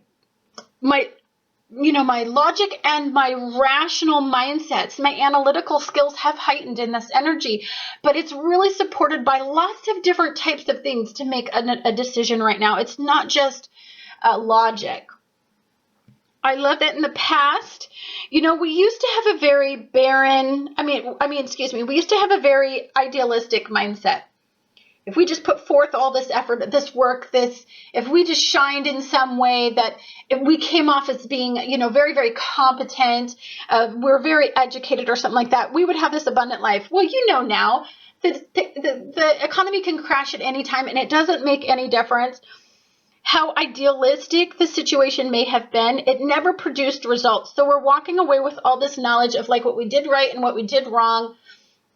And we're walking toward a new perspective. This really represents to me, walking toward a new mindset in all of this energy. Very, very abundant future. Very flourishing energy. I love this energy. Cancer really needs this type of mindset. I believe that as we go through this 30-day cycle, what I really believe is that we become very secure. The knowledge empowers us. And this knowledge is a very broad perspective. When I see her, she's holding the peregrine, the falcon. I think it was a peregrine falcon. It's a falcon of some sort. And they used to communicate that way, from far and wide. So this information that you're receiving is from different sources. It's unusual, but it's really opening you up to like have some really cool and exciting ideas, but very abundant energy. I feel like she's very grounded. She's very safe. She's very secure, very, very abundant. She feels a lot of love. She feels a lot of warmth. I love that she's so strong in this energy. So I think it's just a very powerful energy. See, what we want is this ideal situation with home and family. You've been working a lot on your relationships, on home and family, and what you identify as abundant in those situations. You really want to be emotionally fulfilled. You really want this what you idealize, but you're very, in this energy, you're very real because it's kind of over the Wheel of Fortune's energy. And the Wheel of Fortune is the completion of the cycle. So what you idealized about the past, you no longer do. The cumulative cycle in this energy is you no longer do. This represents Jupiter to me. Whenever I see this little guy, I always see Jupiter. No idea why, but it really just represents opportunity, and it represents, just like some wild card in energy where we don't know, we would have never anticipated on this opportunity. Like, we didn't see it coming because we hadn't completed the cycle enough to have this part of us revealed. And so I think as we're completing these cycles, as we're ending this very cumulative energy, as we're opening up and we're broadening our perspectives and we're being expansive in our thinking, it's really opening up the lighter side of life, positive energy. And if you stay regimented and you don't want to do that, then I think you lose the power of all of this energy that's really, and you're going to go through a mutable T-square like crazy until you get it. This energy is about getting it. You're going to be very abundant if you really embrace the Cancer energy, go within, really think all this energy through, and really get hopeful about really having something that fulfills you in your home and family environment, in your deepest, closest bonds, unions, relationships, and partnerships. Money is going to be another emphasis for you. You want to secure things. You want to feel like, where you're at is a secure, rock-solid foundation. Super important for you. Cumulative energy of these two full moons is that you need to figure things out regarding your home and family situation. You need to secure it. You need to you need to be rational and logical, but you need to add a lot of emotion to this situation, because I think that our emotional barometers are pretty dead on right now, because there's a lot of confusion rationally and logically with all this mutable energy, especially when especially when Mercury, your ruler, is in Gemini, and this exact square with Neptune. It's about having really intense conversations to get you closer to what you idealize, moving forward and away from really unrealistic mindsets, but more about let's idealize what I can realistically attain in my life. Anyhow, guys, thank you so much for watching Annette's Astrology Corner, and I look forward to talking to you guys again on the next episode. Hi, Libras, this is Annette with Annette's Astrology Corner, and this is your energetic reading for the full moon that is going to be happening in Sagittarius. Now, this is our second full moon. It is going to be an accumulative energy of both May and June's energy. It is, we also have the sun moving into Cancer, and we have the summer solstice today. And the summer solstice is the longest day of the year. It is when the sun reaches its greatest height. And so there's a lot of energy right now really being poured into your sun, really kind of reigniting what you desire, realigning what you desire, kind of, putting turning the pilot back on in what you desire most from a situation. We kind of went through a little bit of confusion between May and June about what we deeply desire, because we had our sun and Venus conjunct. So your ruler was conjunct with the sun in Gemini, and we just got down to the basics. Like, what do we deeply desire? Like, on a very superficial, what do we deeply desire? And, but it was pulled in like lots of different directions. And so your mindsets kind of went in a lot of different directions as well, because I think what it was really deeply defining for you is just the complexity of the way that you think about what you desire, what you align with, what you want, what you hope to attain. And I think when we have all of this energy, these cumulative energies, we have two energies in a Sagittarius energy. I think what's really astounding about that energy is that we're really opening ourselves up in this energy. We're really seeing what has been hidden, what we couldn't see before. It's really opening up our perspectives. And so right now, our sun is it's in reverse. First of all, the sun is going to go into Cancer right after this event happens.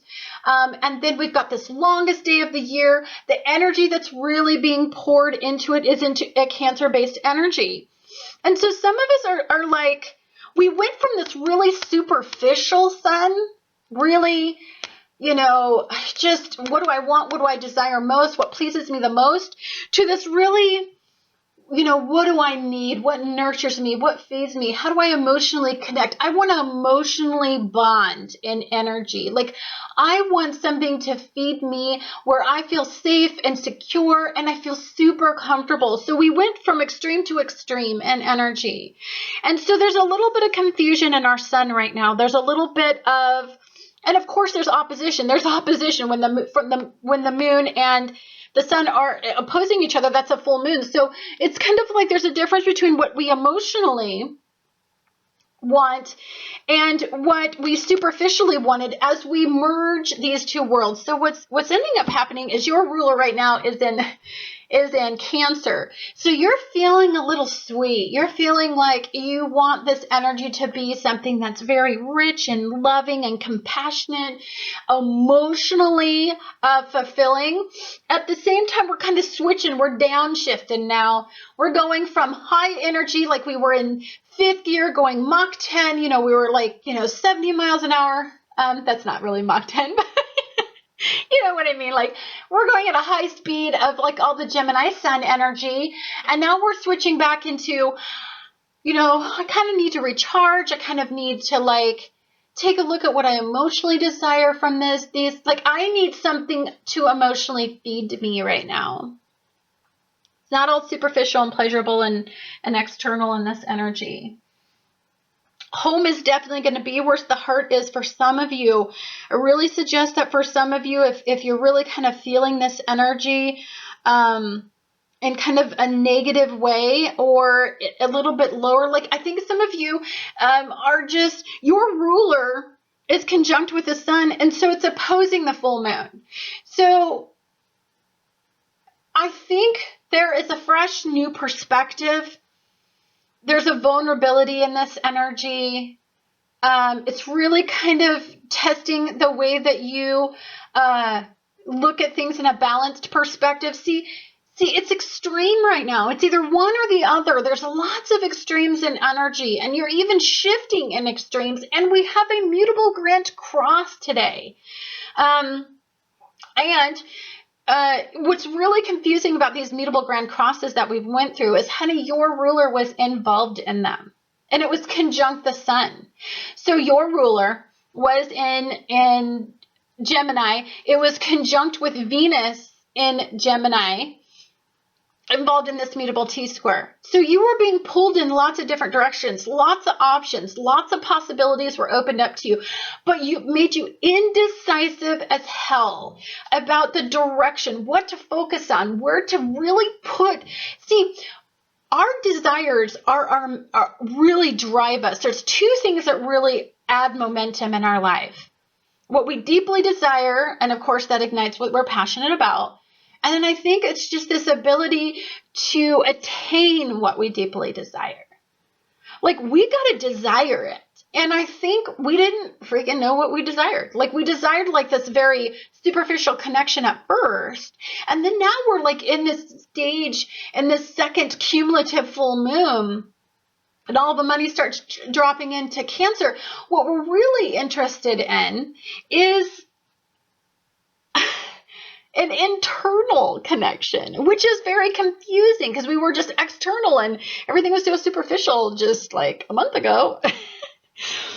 So I think what's confusing about this energy, okay, I want to tell you, I drew this card intentionally. I actually went into the deck and drew this card. This was the card that was part of the spread.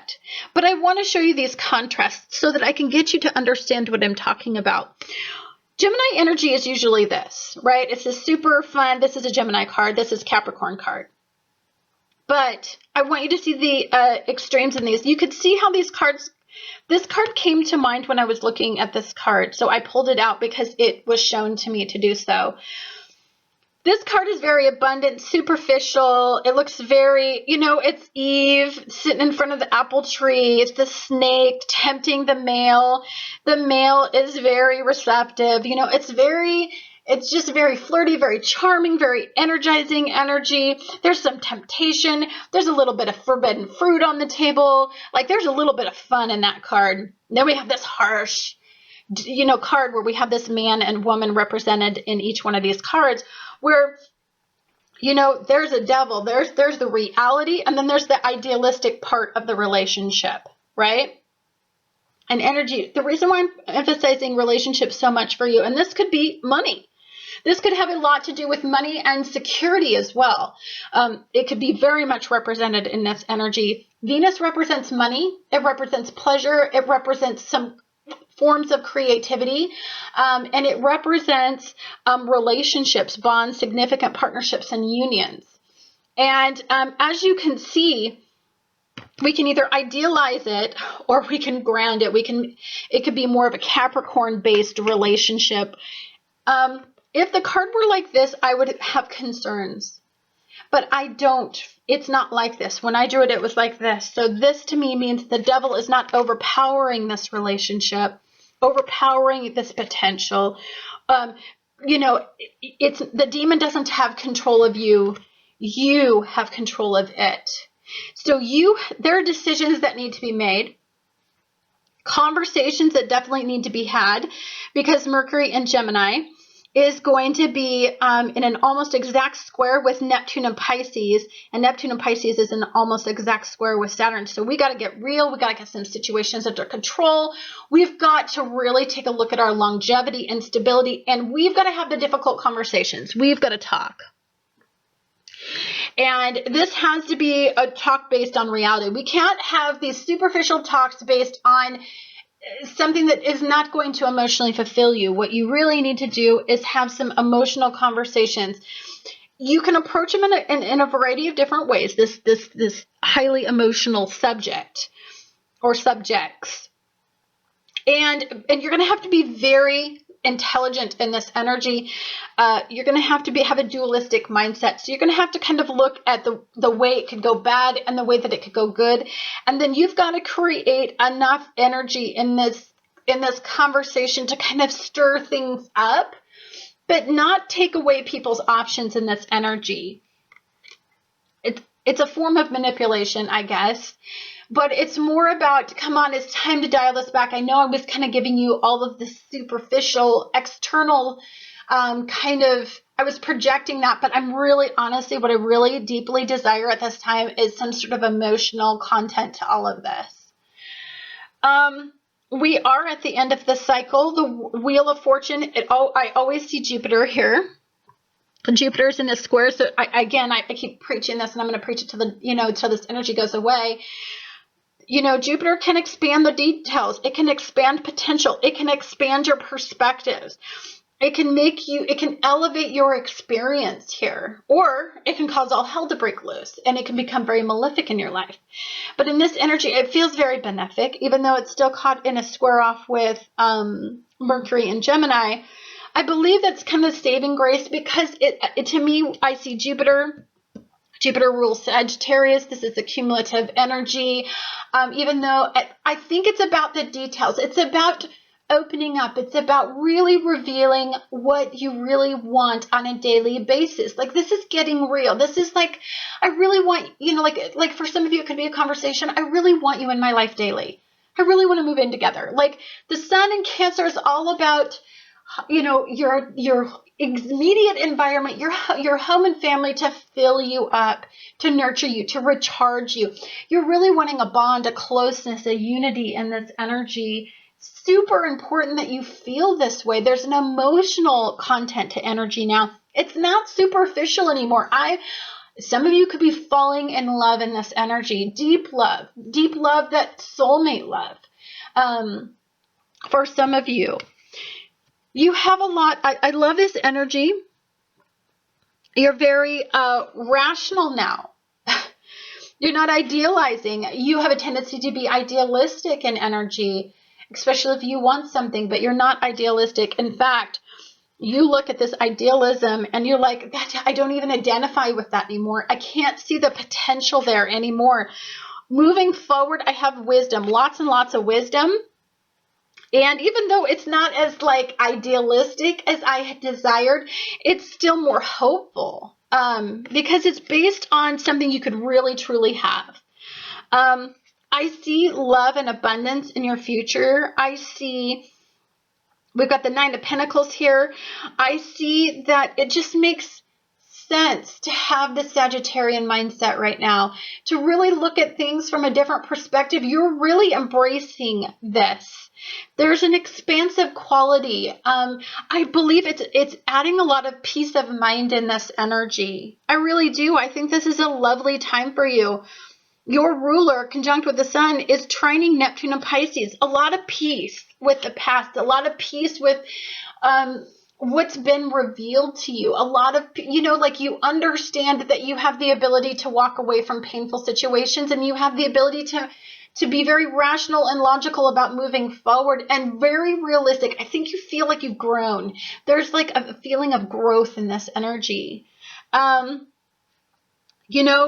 sun, with the sun in Cancer, combined with Venus in Cancer conjunct, you're walking a new path. You want to go down a different road.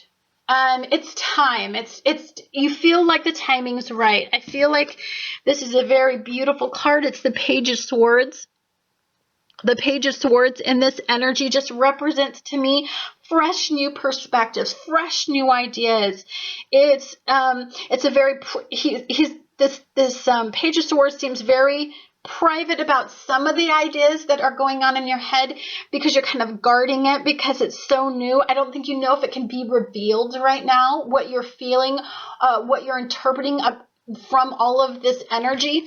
There is a lot of confusion. I think old perspectives, rigid beliefs regarding the past, because, you know, the Queen of Swords was pointing toward the past. I think it's just part of your past. If you look at these two side by side, look how defensive these two energies are and how opposite these two mindsets are. This definitely represents some Sagittarian energy for me. So if you take a look at this one, it's very old and wise, but it's very conservative and very rigid and very kind of, to me, it just feels like very stuck in the past, very opinionated. This energy is fresh, new, exciting, guarding new energy, new concepts, very private still, very conservative still with some of the ideas you're having, but you're opening yourself up to fresh new perspectives. And I think you've got to kind of interpret some of this information on your own about what you want to do with this energy. Now, considering that this is the longest day of the year, the most energizing, it's one of the 4 turning points that I happen to believe of the year, because there's so much ripe energy around the sun in Gemini switching into Cancer today. I believe that the duality in that is we've got to embrace all the knowledge, and we've got to embrace the struggles, and we've got to embrace the challenge of moving forward, and we've got to embrace being adaptable and mutable in this energy, but not indecisive, because as we drop into Cancer, it's about reeling all that back. It's about not being quite that rigid.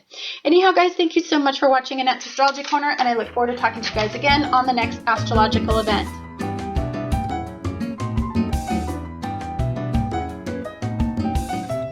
Hi dear Scorpios, this is Annette with Annette's Astrology Corner, and this is your energetic reading for the full moon that is in Sagittarius. Now, the full moon that's in Sagittarius, this is going to be our second full moon of the year, it's going to be the second full moon that is going to be in Sagittarius. So this is an accumulative full moon between May and June. So there's lots of energy been brewing around these 2 months. So take a look at these 2 months and see what percolated, what came up in this energy for you, what intensified in this energy for you. You know, you had a big, powerful yod. At the base of the yod was Uranus and Aries. And to me, what that suggested is that the base of that yod is that, and the sun was in Gemini at that time.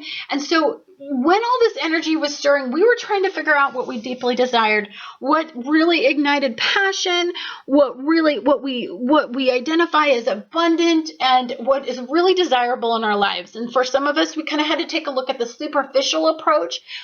And then we had to dial it back, and in this month, we're having to take a look at it from just a really deeply emotional approach. So we needed 2 different perspectives. We needed a rational and logical approach to kind of figuring things out. And now we need this really deeply internal process, because as we know, we are emotionally motivated. And as superficial as we try to be, eventually we have to go into this superficial realm of like what we deeply want. So in this energy, what I think is super important is, okay, first of all, we have the full moon in Sagittarius. We have today is the summer solstice. The summer solstice is the longest day of the year. It's when the sun reaches its greatest height for the entire summer. So you can feel that there's going to be a lot of powerful light just pouring into your life. And then the sun moves into Cancer today. So to me, what that suggests, at the same time the sun and Venus are conjunct, is that a lot of energy is being connected to pleasure, being connected to feeling secure, nurtured, loved, emotionally fulfilled. At the same time, we're trying to consider our superficial environment. Lots of energy, lots of swirling energy, lots and lots of energy buzzing around. Lots of this energy all over the place. And in the heart of all of it is these emotional responses to some of the energy that we went through. Now, I think what's really important about this energy is that at the same time that we have the summer solstice, we're going to have Venus and the sun conjunct in Cancer. This suggests to me that if you really want to embrace the light entering your soul, if you really want to energize the sun, if you really want to reignite the pilot on your sun, your deepest desires, what emotionally compels you, this is a very emotional moment for you. Because as superficial as you like to be and attend to all the details, the bottom line is you brew deep within. That yod was substantial. That yod was really trying to get you to connect to what you externally desire, but what really tries to get you to be compelled in energy to move forward. Because some of you can get super, super stuck in routine and rituals because it's a comfort zone and it's a form of control. But these mutable T-squares have been stretching you like Gumby in all different directions and forcing you to stretch your comfort zones in that. And so there's a little bit of emotional confusion, I think, when you really start to embrace this. Past is an emphasis for you because both of your rulers are still in retrograde. So one of the things that I think is very substantial is this does represent to me right now Pluto and Capricorn. I can just completely see it in this card. It also represents Gemini energy to me. And the only reason why I felt it is you can see how the energy looks. This is actually the traditional Gemini card. And the Sun and Venus were conjunct in Gemini. And so this was just a very revealing time for us. We wanted to see what we felt, what we connected to, what gave us superficial pleasure, was kind of forbidden, what we want, what we don't want, the past, the present. Like there's a lot of duality in this Lovers card, but it's more getting you to want what you desire most on a pleasurable level. And it came to mind to me when I saw this card because just look at the extremes. We go from Gemini energy into Cancer energy to me. But this, of course, I wish you could see how I see it in my mind. I don't know if I'm explaining it right. But when we drop into Cancer energy, one of the things I think is super important is that we're not idealistic about love or relationships or what we're passionate about or what we deeply desire. We're not idealistic anymore. We can't be after all that's happened. We're very realistic. We're very, what we're taking a look at, it's very, we're looking at it from a very real perspective. And if the card had been like this, I would have concerns because it would have been very, the devil would have control of the details. But in this, we have control of the direction that our relationships, our desires, our fears, we are taking control of these areas in our life. The cumulative full moon is that we understand that we have the personal power to walk away from situations that no longer serve us. We are not stuck. We can take this chain off our neck because like when the card is in this way, we have the power. It's not like the demon has the power anymore over our life. It's like we have the power. And I feel like it's a very empowering time. Fresh perspectives always give us more wisdom. Wheel of Fortune, Jupiter is involved. I just deeply feel like this is the end of a cycle. It's an accumulative. We're really ready to move forward. Some of us, there's a haste almost with this like really wonderful energy. We have the seven. We have the Seven of Swords here, and in the past, I think we idealize the past. I think for some of you, you may have idealized, like how do I say this right? I think for some of you, you may have valued the wrong things. I think what you valued was something idealistic. Moving forward, I think you don't idealize it at all. You just take a look at it and you're like, well, I want a fresh new perspective. I want new energy. I want something new in my life. I want to add something to kind of spice up, put some passion back into my life, put some fun back into my life. But you have all this wisdom, which I think is a lovely energy. You have lots and lots of wisdom on how to do that. And I think as we even move forward further into the energy, it just gets more abundant. It gets more exciting. I think this fresh new perspective really starts to open us up to being both tangibly and intangibly abundant. It's in a very uplifting time. The cumulative energy, I feel, is very positive. And even though your ruler has negative aspects, I really believe that it's momentum to push you away from issues that no longer serve you. I really love that the sun is in Cancer. When it drops into Cancer today, is going to be conjunct with Venus. And this is all about making some emotional based decisions. There's a lot on the table. There's a lot of new, fresh ideas that we have, but we really are trying to pull from within, and we have to feel them out. We're really attached to the energy of like, how do we feel about making these decisions? I want you to understand that today is a day where we can manifest dreams and hopes. It's a day where we recharge some of our ideas regarding hope. It's also a day where I believe that we can regenerate in an abundant mindset. We can feel abundant again. Like we're not so pessimistic in this energy. I feel like we're more opportunistic in this energy, which, believe me, for a Scorpio, thank God, because sometimes you guys can get so pessimistic. Now you're guarded. This new approach, you're guarded. You are not ready to reveal what is on your mind, but because I believe that you're deciphering it for yourself. Like you're diving deep and you're really taking a look at it and you really want to kind of figure it out internally. So for some of you, these changes that are happening involve some sort of risk. But you want to think through, like, what are the pitfalls of taking this risk? Like, I want my eyes wide open, no rose-colored glasses whatsoever in this energy. Like, you got to be real. And this conversation is very emotionally driven that you're going to have with yourself. So I think it's definitely something substantial. Mercury in Gemini is going to be in an almost exact square with Neptune. At the same time, Neptune is almost going to be an exact square with Saturn. And this conversation, this internal conversation, and some of you may even share these ideas, these mindsets, this new perspective, all this energy. You may share it with somebody that you deeply are intimately connected to mentally and physically. For some of you, there's a lot of, I would talk. I always encourage a poor Scorpio to talk. You guys talk. I don't care how radical and strange these ideas are, and you don't need to hide it. You don't need to be as protective of it.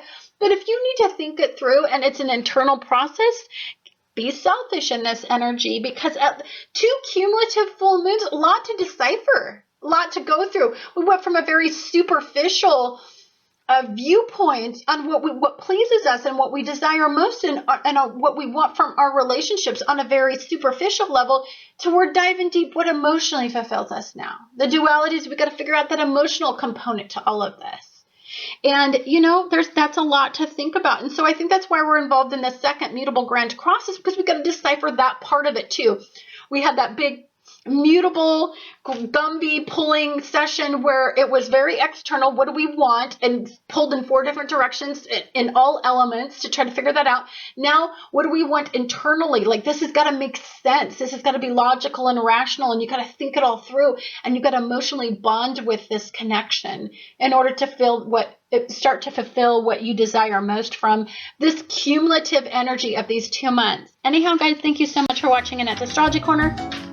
And I look forward to talking to you guys again on the next astrological event. Hi, dear Sagittarius. This is Annette with Annette's Astrology Corner. And this is a big month for you. How many people get so lucky as to have 2 full moons in their energy? But of course, a lucky Sagittarius. Do you know that I get jealous of you all the time? Because not only are you freaking amazing, super smart, you attract luck like nobody's business, but now you get 2 full moons, you brat. Just telling you. So this is your second full moon. This is an accumulative full moon. So some of you had some very ripe new energy. It really ended some old energy in May. And it was a new, like a new seed, like something brand spanking new coming in. And you had to let go of something. You had to let go of maybe a thought process, a rigid, something you were stuck on in order to embrace May. So we had to be pulled in about 4 different directions in order to understand that all elements of our life had to be involved in that Gumby pulling session, I call it, where we just pulled in all 4 directions to try to open us up as big as we possibly could to this new concept of this very superficial outlook on it. This month is about what do we deeply internally desire from this, and this is an emotional connection to this Gumby pulling session, the second one. So we have 2 different types of Gumby pulling sessions. We have the Sun and Venus was in Gemini, and it was very superficial, very external, like, what do I just want? What pleases me? And you deeply identify with what pleases me. And of course, that will open you up the fastest because you're all about pleasure, all about opportunity, all about the enthusiasm that's associated with abundant energy. And then we go through this like session of like, it's an internal process. The energy switches from that Sun and Venus conjunction into Mercury being emphasized in Gemini, and it's a much more rational. There's a duality in it. The duality to me suggests that that it's time to get emotional about this situation as well. Sun moves into Cancer today, at the same time that today is the summer solstice. And the summer solstice is one of the 4 big turning points of the year. On your second full moon in the cumulative energy, this will set the pace. This is your full moon for the year. This is your big dramatic ending. It's kind of like at the very end of the movie when we've watched the entire movie and they kiss and they live happily ever after. That's kind of like, you don't know if they actually do, but that's what's personified in that concept of that movie. It's like, all the energy built up to them kissing at the very end and them being together and the happily ever after scene in those romantic comedies. And so, that's what the energy is kind of like right now. But there's a dilemma in this energy, and the dilemma in this energy, I think deeply, has a lot to do with our Sun. And our Sun in this energy just says to me that what we deeply desire from the situation, I don't think we fully understand. We're deeply confused, a lot of us, about this situation. Sorry, I hit the computer. And what we deeply identify about this situation is that I think we thought it was very superficial, and now it's getting deep. Now it's getting emotional. Now there's an emotional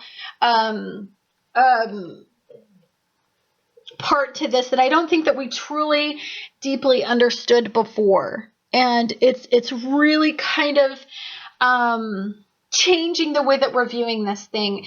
And it's making us much more emotionally invested in the outcome. And I think that that's surprising for some of us. When the Sun moves into Cancer, it's hard because, the Sun likes being in Leo. When it goes into Cancer, it's like it kind of dampers the energy, the brightness, the fullness, the really fire in you, and it really makes you sweet and tender. So this in reverse doesn't suggest anything bad to me. What it suggests is that it's just a different way of looking at emotional fulfillment, abundance, enthusiasm, opportunity. This is a very beautiful card. And even in reverse, in this situation, I think it's wonderful. I think in this energy, you're very realistic about your expectations. You're not caught up in this part of this mindset anymore. The May was all about this, I think, energy. It was all about, hope and optimism, and it was all about just really superficial energy. I see this is the Gemini card. This is, of course, is Capricorn card, but I drew this. I intentionally went into the deck and drew that out, but this was part of my spread. But when I saw this, I thought, oh, look at the duality between May and June. This was May's energy, all Gemini. you know, really deep stuff, really passionate. When I look at Cancer's energy, the Cancer sun, it's all about getting real. It needs to have a strong, solid relationship, bond, union with whatever's going on. It's not about idealizing anything. It's about really setting a firm foundation. I love this energy. It's not like this. I would be more concerned if the card I drew in the spread was this way, where the devil's in control of the details of this issue. No, the devil's not in control of the details. In fact, you're getting control. And you're understanding this in such a degree that I think that you get, because you had that Gumby pulling session, because you really externalized, like you just took a look at it from a very superficial outlook. It really opened your perspective about how to move forward in this very exciting time. We have Jupiter represented here. I always see Jupiter when I see the World's card. Don't know why. It just represents it to me. And it feels like you're opening up in this energy, new perspectives, not so rigid, not so opinionated in this energy. You're easier to talk to, open, and there's just an energy where I feel super optimistic. Now, I love that this card is also represented. It's a Seven of Swords. The Seven of Swords to me just represents that I think there was a time in your life where you deeply idealized situations, especially if they made sense to you. Like if you just looked at it from an external point of view and you're just looking at it from like what pleases me and does it make sense to me? Yep, okay, let's do it. Now, it's funny, you don't idealize. When you're moving forward, you know that there's struggle. You know there's a road ahead. You know that there's a challenge. You know that you're building something fresh and new. And you're taking forth all of this wisdom and knowledge that you've attained. And although that you kind of look back and you kind of idealize the past a little bit and you kind of wish you were kind of there sometimes, it's like your approach to it is like, yep, that's my past and now I'm moving forward. I love that right after that comes this a really super abundant, exciting energy, the Nine of Pentacles. She is so enlightened in this energy. She's at peace. I feel like she's really embracing the simple things in life, but she's abundant as hell. Like there's still tangible reward in this situation, but I feel like it's bigger than that for her. I feel like the peace is more what is substantial in this. The message you received from this falcon, from far away, from broadening, from opening yourself up, from blossoming in this energy. I feel like a lot of blossom in this energy, a lot of abundance in this energy came from a very long time of struggling and really tremendous growth mentally. I do believe that there's an emotional content to this energy. We're making a lot of decisions. There's a lot to consider, a lot to take a look at, especially when you get involved in an emotional situation. What I really like is in the past, I don't deeply feel like we were in control of our future, of our destiny, like where everything was going, there was no balance. I feel like in this energy as we move forward and we move kind of up toward, this is always like the energy from the past, and this is the 28-day cycle, 30-day cycle, whatever. And this is like the energy we pull from all of the full moon, or you're talking about the cumulative of 2 full moons. I think what's really important is what we emotionally feel abundant in, what fills us with the most joy, hope, optimism, and just kind of really cool energy, I feel has a lot to do with the future, the ending, the cumulative ending of all of this energy. I really believe that as we move forward, it's going to start to get a lot better. I love that you're kind of releasing some of the rigidity in your thoughts. And you're not so opinionated to where you're almost debatable. It's like, no, I'm kind of open to fresh and new perspectives. I'm opening to a new mindset. There's things you're thinking about. Maybe some of you aren't ready to reveal yet in this energy. Lots of new growth potential in the way that you're kind of interpreting this whole situation. Super positive energy. Mercury being in this exact square with Neptune today, almost exact, I mean, it's just a teeny bit off, suggests to me that relationships are going to you're going to take a very realistic view of the way that the path you want to take your relationships, what you want to do with your home and family life. Like, you're really thinking about that part of it. You really want it strong, secure, you want it nurturing, you want it loving, and you want to feel the abundance. Security is a big deal right now for you. Not that you really are a person that ever needs security, but I think you're identifying that there's a balance that's necessary in life. It's not extreme. It's like, if I pick the right partner, I can still be a person that's out into the world and expanding my potential, and they want to grow with me because they're that same kind of free spirit, independent thinker. And we really feed each other the right information, the right type of energy to be able to expand and grow. We're not in relationships anymore, or hopefully, or some of us will end them, where there's just no possibility of growth. It's like we only want to nurture the relationships where there's a possibility of tremendous, substantial abundance and growth. But there has to be an emotional component to this energy for certain. Anyhow, guys, thank you so much for watching Annette's Astrology Corner, and I look forward to talking to you guys again on the next astrological event.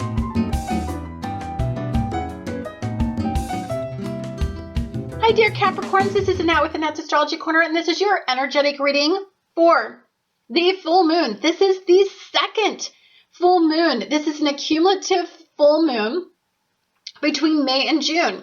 So in May, we had the beginning of this energy really festering, really expanding us, really asking us to take a look at this from a different perspective.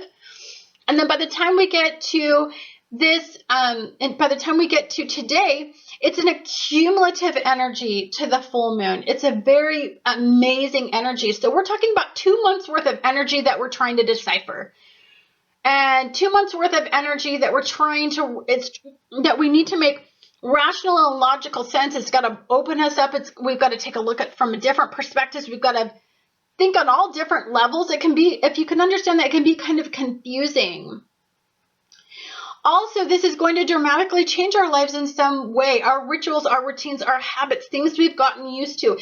It's going to kind of stretch our comfort zones, per se. Now, today, later, the sun moves into Cancer. Today is the summer solstice, so the sun will be in Cancer, and the summer solstice is the longest day of the year, so a lot of energy pouring into what you desire, what you want most, your soul, your authentic self gets really energized, and you really start to identify what you deeply desire. Now, what's difficult about that, what we desire from a result anyway, especially in the way that we're thinking, we're communicating, we're internalizing, and we're externalizing some of these situations, there's a big growth that's happening from within for many people. We went through this big external push of like, we had all this input come in, it was very external, and we really had to decipher information. It was a lot of information, it was a lot of energy coming at us, and we had a lot of stuff to think about. Now we get on board this month, and with the secondary full moon, the cumulative full moon, has a lot to do with emotions. How do we feel about all of this? Like, we just went on overload. How do you feel right now? It's going to be very telling about how we move forward. Remember that the sun reaches its highest point today. So feelings are important today and moving forward, but it's really emphasized today. How do you feel? Are you okay? Like, did a lot of stuff just go down in your life? Do you need to talk about what happened to you? Like, all this different energy that was thrown at you, it just kind of changed everything, and you may be confused, and there's a lot muffled. There's no control in this energy. And for some of you, it's like, how are you emotionally doing? Do you need to talk this through with somebody? My guess is yes. My guess is yes, because Mercury in Gemini is going to be in an almost exact square with Neptune in Pisces today. It's going to be opposing Saturn in Sagittarius. your ruler is really stretching you. It's really asking you to value the boundaries, the limitations, the rituals and routines that you get in internally, a lot of the repetitive conversations that you have with yourself that is just kind of like an automated programming that we have, like we stick the tape in and it plays this automated, or for some of us, maybe we can't shut off our minds right now. There's so much going on and we're wanting to decipher all the details and we're wanting to get control. There's no control. And it's very hard for us to feel like we have no control. So today, the sun in Cancer is conjunct with Venus at Cancer in a little while, right after this big full moon event. I think what that deeply emphasizes to me is that, your relationships, you need to talk. You need to have these conversations. You need to start nurturing and loving and feeling emotionally fulfilled in these relationships. It's critical and it's crucial in your life for supreme happiness. Right now, the Sun card is in reverse. What this suggests to me with the Sun being in reverse is that we don't really know what we identify with. There's a desire for some peace, some happiness, some abundance, but I think it's super difficult. We're very confused because in the first mutable grand cross that your ruler was involved in, it was a very external situation. It was you were kind of like on automatic pilot. Lots came at you all at once from all different directions. And there was a sense of no control. And there was a sense of trying to develop control. And there was a sense of trying to let people have control. And there was this control issue. And you had to deeply identify what you value most from these situations, from these conversations, from this situation. And then, all of the energy shifts from, that Sun and Venus conjunction in the first mutable grand cross in Gemini. And then it drops into Mercury in Gemini. And it's all about how we think and interpret all of this stuff. And it's all about how it's affecting us on a day-to-day basis. I mean, this was an energy drain. This was a lot of information. This was a lot of expansion, a lot of growth. And there was no ability to control. You will see how big these last couple months is for you in years to come. Right now, it just feels like you're a Gumby doll and you're being pulled in all different extremes, and there's no way to control any of this. I want you to understand that the universe is very loving and it's very beneficial. Same time we're having these Gumby pulling sessions, we're also having a tremendous spiritual guidance coming down as a yod. And so even though there's so much energy pulling you, I think you've always been able to focus on one detail that was very important, that was very enlightening for not just you, but the people that you have had conversations with, or for the people who have needed you. I love this card for you. I think initially when this first full moon came out, we were kind of like here, we're kind of like the Lovers, very superficial. We wanted these certain results. We were very idealistic in our relationships. I don't think we saw some things. If you look over here, there's just all this hidden temptation. There was a lot that was revealed in our closest bonds, significant relationships and unions, and in the way that we were interpreting all of those things. Now we're much more realistic, as we get away from this card, we're much more realistic. We have control over the details. I think that we see everything for what it is, and we're more like, well, we can walk away from it, or we can try to guide people. We can try to empower people in this energy. There's a sense that you're still very much emotionally connected to an outcome. But I think you see the duality and stepping back a little bit and taking a look at it from a couple different perspectives. Tremendous growth for you, cycle. Capricorns can be very rigid and stuck, and I don't believe you're there anymore. I believe that this is Jupiter. I see this little guy always represents Jupiter to me, but all of this energy is around broadening and opening your perspectives and opening you up and just really, really, you can see everything. It's like the rose-colored glasses came off, and now you can see everything for what it really looks like in energy. There are some details that you have learned. I think you may have, there was something that you just couldn't see.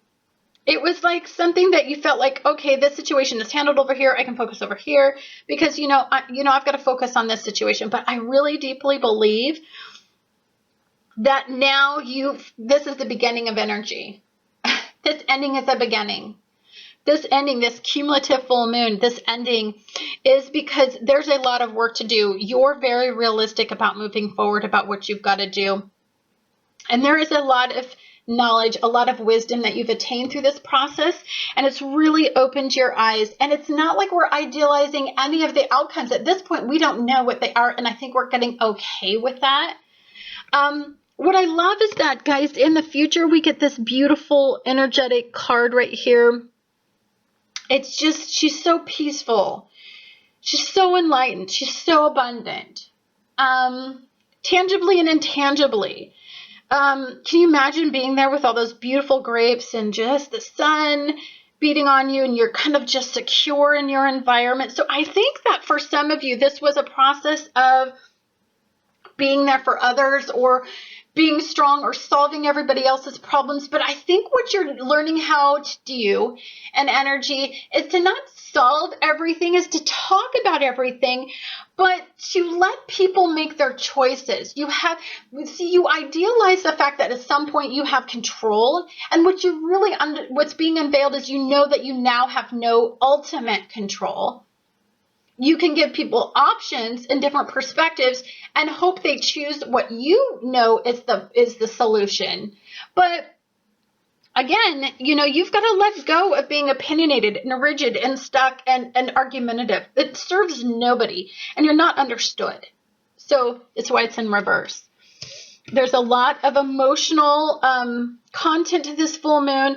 We're going to start to get emotionally involved with this. It's not so external. These are the nuts and bolts. This is how to solve the problem externally. Now it's getting down to the emotional aspect of the situation. We're taking a look at this. There's a lot of confusion.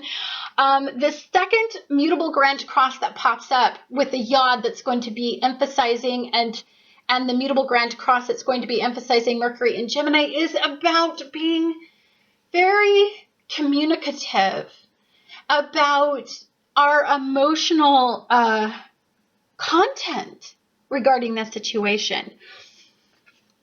You can keep some of the details to yourself. There's a lot of new energy. There's a lot of hopeful energy. There's some details you might want to hold back right now because it's too much energy. It will overwhelm who you're talking to. Be very mindful of the sensitivities and the vulnerability of this energy. People are still being pulled in 4 different directions and extremes, and so are you. And so you are manifesting your potential at the same time you're trying to help people along with their goals and their potential. So I know that you want to be a teacher and enlightened in this energy, but I'm going to tell you that you're growing too. And so that this is the part where you learn how to talk in all different levels. And it's a process. It's not a skill that you have right now. And you could come off wrong and be misunderstood. And what you desire most out of this situation is for the ones you love, your home, your family, your closest bonds, your closest unions, and what you deeply desire most is just security and to kind of be a mama bear or papa bear in this energy. I just feel like you want the best, your intent is the best. Just be mindful of how you deliver it. Anyhow, guys, thank you so much for watching Annette's Astrology Corner, and I look forward to talking to you guys again on the next astrological event. Hi dear Aquarius, this is Annette with Annette's Astrology Corner, and this is your energetic reading for the full moon that we are going to be having in Sagittarius.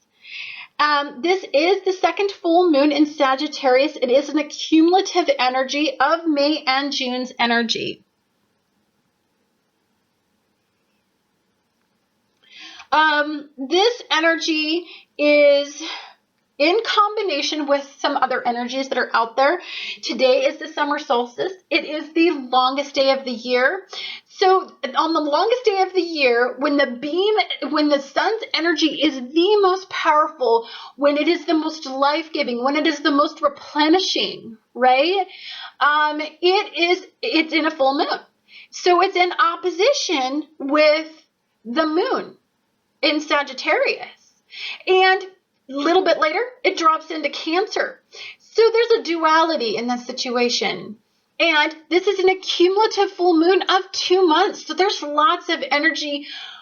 There's a lot of energy focusing on abundance and opening you up. This energy is very, very substantial. The Venus and the Sun are going to be conjunct in Cancer on this event as well. There's a lot of emphasis on relationships, what you desire most from your deepest partnerships, bonds, and unions. And there's a financial component to this energy as well, about what you deeply desire from. For some of you, from what you desire regarding moving forward, is it like your rituals and routines, like on a daily basis, what makes you feel abundant and what pleases you on a daily basis? Some of you are really visiting that. And it can also be some of you are really visiting what you deeply desire, and how you want to be compensated at work. I mean, how you want to be recognized and how you want to put the desire back and passion back into those areas, because life's been hectic. Life's been crazy. It's been pulled in 4 different directions. And there's just a lot of confusing energy. It's really stretched our perspectives. It's really stretched our boundaries. We were super conservative in areas, and now we've been pulled in 4 different directions. And we've got to kind of decipher all of that.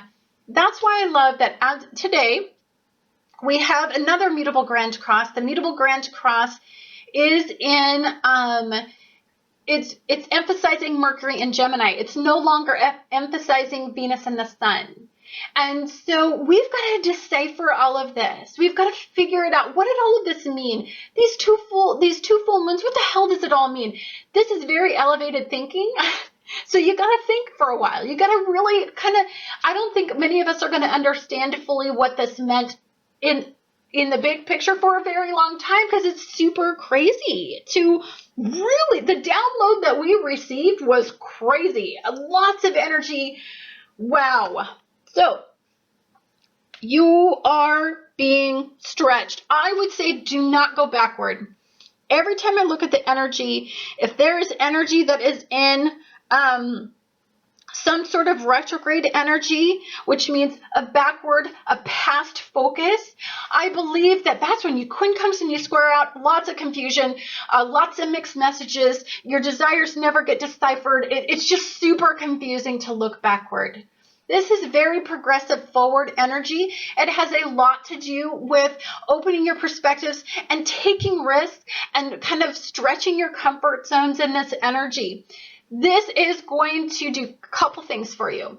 Between May and June, you looked at everything super superficially. What pleases me? What does it for me? It's very, what pleases me? What do I like? Like, kind of what do I get off on? Like, it's just super superficial. And then we go from that to June's energy is kind of all about, well, what do I feel? When energy drops into Cancer, it's like an emotional connection, emotional responses to things. It starts to affect us. We start to internalize some of this. And it bubbles up some very interesting emotional responses to some of this energy for some of us. So the Sun moving into Cancer can be a very confusing time, because the Sun in Cancer, it kind of puts water on what you desire. And then steam really kind of opens up your pores, right? You put your face in front of steam and it opens you up and it opens your pores up, and you kind of like disinfect everything. It's kind of like a cleansing period for you. A lot of internal growth. So which is why you'll see the Sun card, and you'll see that the Sun card is in reverse right now.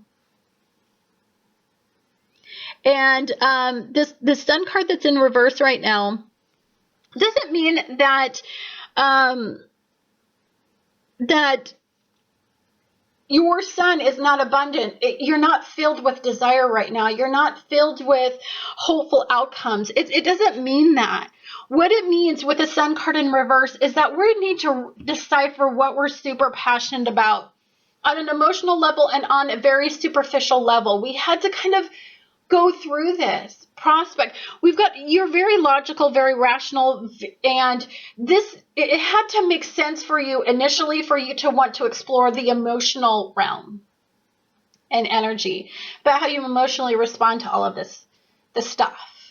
And so this is a very sensitive time for you. This will make you open up emotionally, which I think is very beautiful. And energy. It's a very abundant time.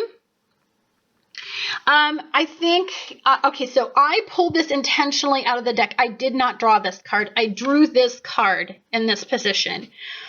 I wanted to do that because as soon as I seen this card, for some reason, this card spoke to me mentally. And so I just felt like it was a message, like I needed to communicate about these two cards. And the reason that I did that is because this card is a Gemini card. And this Gemini card is the Lover's card. And in May, I think we were revisiting what we idealized about partnerships, bonds, unions, what we desire. We idealized it. And it was like the forbidden fruit. It was like kind of exciting, different energies. Sometimes you get really caught up in that unusual energy. Of course you would, because you got Uranus as your ruler. And that was what that first mutable square, T-square, or first mutable grand cross was all about, was like removing the illusion that relationships from the past or relationships in general, because there was a big past emphasis in the mutable grand cross, because there were some past energies in there about what you deeply idealized and what you weren't realistic about. And, that it's just not a realistic approach. It wasn't very logical. It wasn't very rational. And if you're very logical and rational about the situation, some of it didn't feel altogether good. So you got caught up in the pleasure and the idealization. June's all about revealing. It's all about taking off the mask. It's all about exposing the forbidden areas, the unconscious realm to you. It's about exposing that. If the card were like this, I would say, oh, we're still in some sort of progressive mindset where we're still trying to see the devil in the details, but I don't think we're like that. I definitely believe that where we're at right now is just, we're very realistic. We see things for what they are. Challenging or not challenging, making tough decisions. We see both sides of it. We see the very Gemini side of it, and now we're going to see the very Cancer, conservative, consistent. There's a desire to be emotionally understood. There's a desire to feel safe in energy before you reveal yourself and your emotional investment in this situation. So it's a very progressive card. The devil is not always a bad card. In fact, the devil can be a very empowering card if you are on top of the devil, if you have the devil under control in you. I think that, Jupiter is very beautiful in this energy. This little guy always represents Jupiter. No idea why. Open to perspective, lots of different considerations, lots of knowledge, lots of powerful epiphanies happened over the last couple months and will continue to through this next 28-day cycle. You idealized something in the past. There was it's like you were exploring in this energy, because we had that first Sagittarius full moon that represents, exploring, and we were exploring our possibilities and we were idealizing things a bit. And as we move forward, I think we figured it out. I think there's a lot of knowledge and power. We've figured it out. Now, making big changes and being adaptable, not your skill. You love change, but adaptable? No, you need to fixate on something, and it's going to be very hard to fixate on an outcome right now because we're caught in, we have two different types of mutable grand crosses. We have two yods that we had to decipher. We had two full moons in Sagittarius. We had Gemini energy giving us some extremes in our environment and extremes very superficially. And now we're starting to attach to this emotional concept, the emotional investments that we're going to start to pour into everything. So we're gaining a lot of wisdom moving forward, and we know there's a challenge moving forward. We are very realistic about where we're moving, what we're moving toward. I see tremendous growth, abundance. I see a lot of peace and harmony. I see just so beautiful in this card. I really attach to the earth energies. I really think that as we start to make choices that are more emotion based, and we get down to the nuts and bolts about what we feel. See, we have to go through this external exploration and kind of challenge it, and then we got to figure out how we feel. And that can be very confusing in all this energy, because I don't know, what do we feel? Like, there's times I attach to this one, there's times I attach to this one. We'll decipher that. We'll decipher that as we move forward in all this energy. What's deeply beautiful about this energy is I feel like there's a lot of new energy, a new perspective, a new approach that I'm really excited about. I'm really excited that we get, to be, that there is some hopeful energy coming in, a youthful mindset. It's like getting us back to what used to make us feel good. I believe that some of us are thinking about that. What's important in this energy is that we're a little defensive. We're holding back. We really don't want to reveal all of our cards at once. That's such an Aquarian thing to do. It's just to kind of keep some of this information to yourself until you've emotionally responded to this situation with all of this Cancer energy. We've got Venus in Cancer, and we've got the Sun in Cancer, and they're conjunct right now. We need to decipher what we feel, what pleases us on a deeply emotional level. That's very important right now. I just want to tell you that conversations can be a bit extreme because Mercury in Gemini is going to be in an almost exact square with Neptune in Pisces. At the same time, Neptune in Pisces which is in retrograde, is going to be in an exact square with Saturn. The reason I say this is your ruler is in an almost exact square with Neptune. It's squaring off with Jupiter, and it's opposing Mercury. There is a lot that you are thinking about.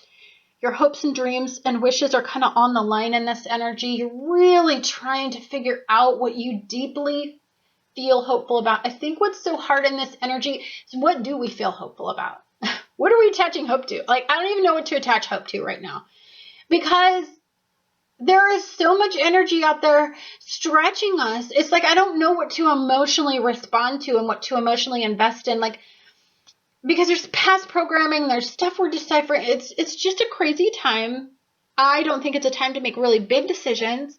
I really think it's a time to explore all of this energy, explore things intellectually and explore things emotionally. It's an exploration. It's like we're Christopher Columbus, and everybody's told us that the world is flat, and we're trying to prove that it's round. So we just set off our boat and we don't know what to expect.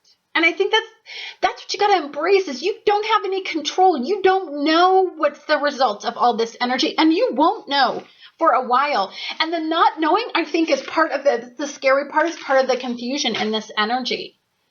But it's also exciting, fun, exhilarating, and you get to be Christopher Columbus in your life. For the first time in a very long time, you get to just set sail and do something different. And you get to break away from karmic cycles, end of karmic cycles, honey, that no longer serve you anymore. They were never going to pull you forward. What pulls you forward is be living present, living in the present. Forget the past. Have respect for the past. Consider that the past is wisdom and life experience, and move forward. Anyhow, guys, thank you so much for watching Annette's Astrology Corner, and I look forward to talking to you guys again on the next astrological event. Hi, guys, this is Annette with Annette's Astrology Corner, and this is your energetic reading, dear Pisces, for the full moon that's going to be in Sagittarius. This is the second full moon. This second full moon is an accumulative energy. It's an accumulative energy of May and June's energy. We also have the sun moving into Cancer today. You do really well when energy goes into Cancer. You understand Cancer energy. You understand emotional content of this event today.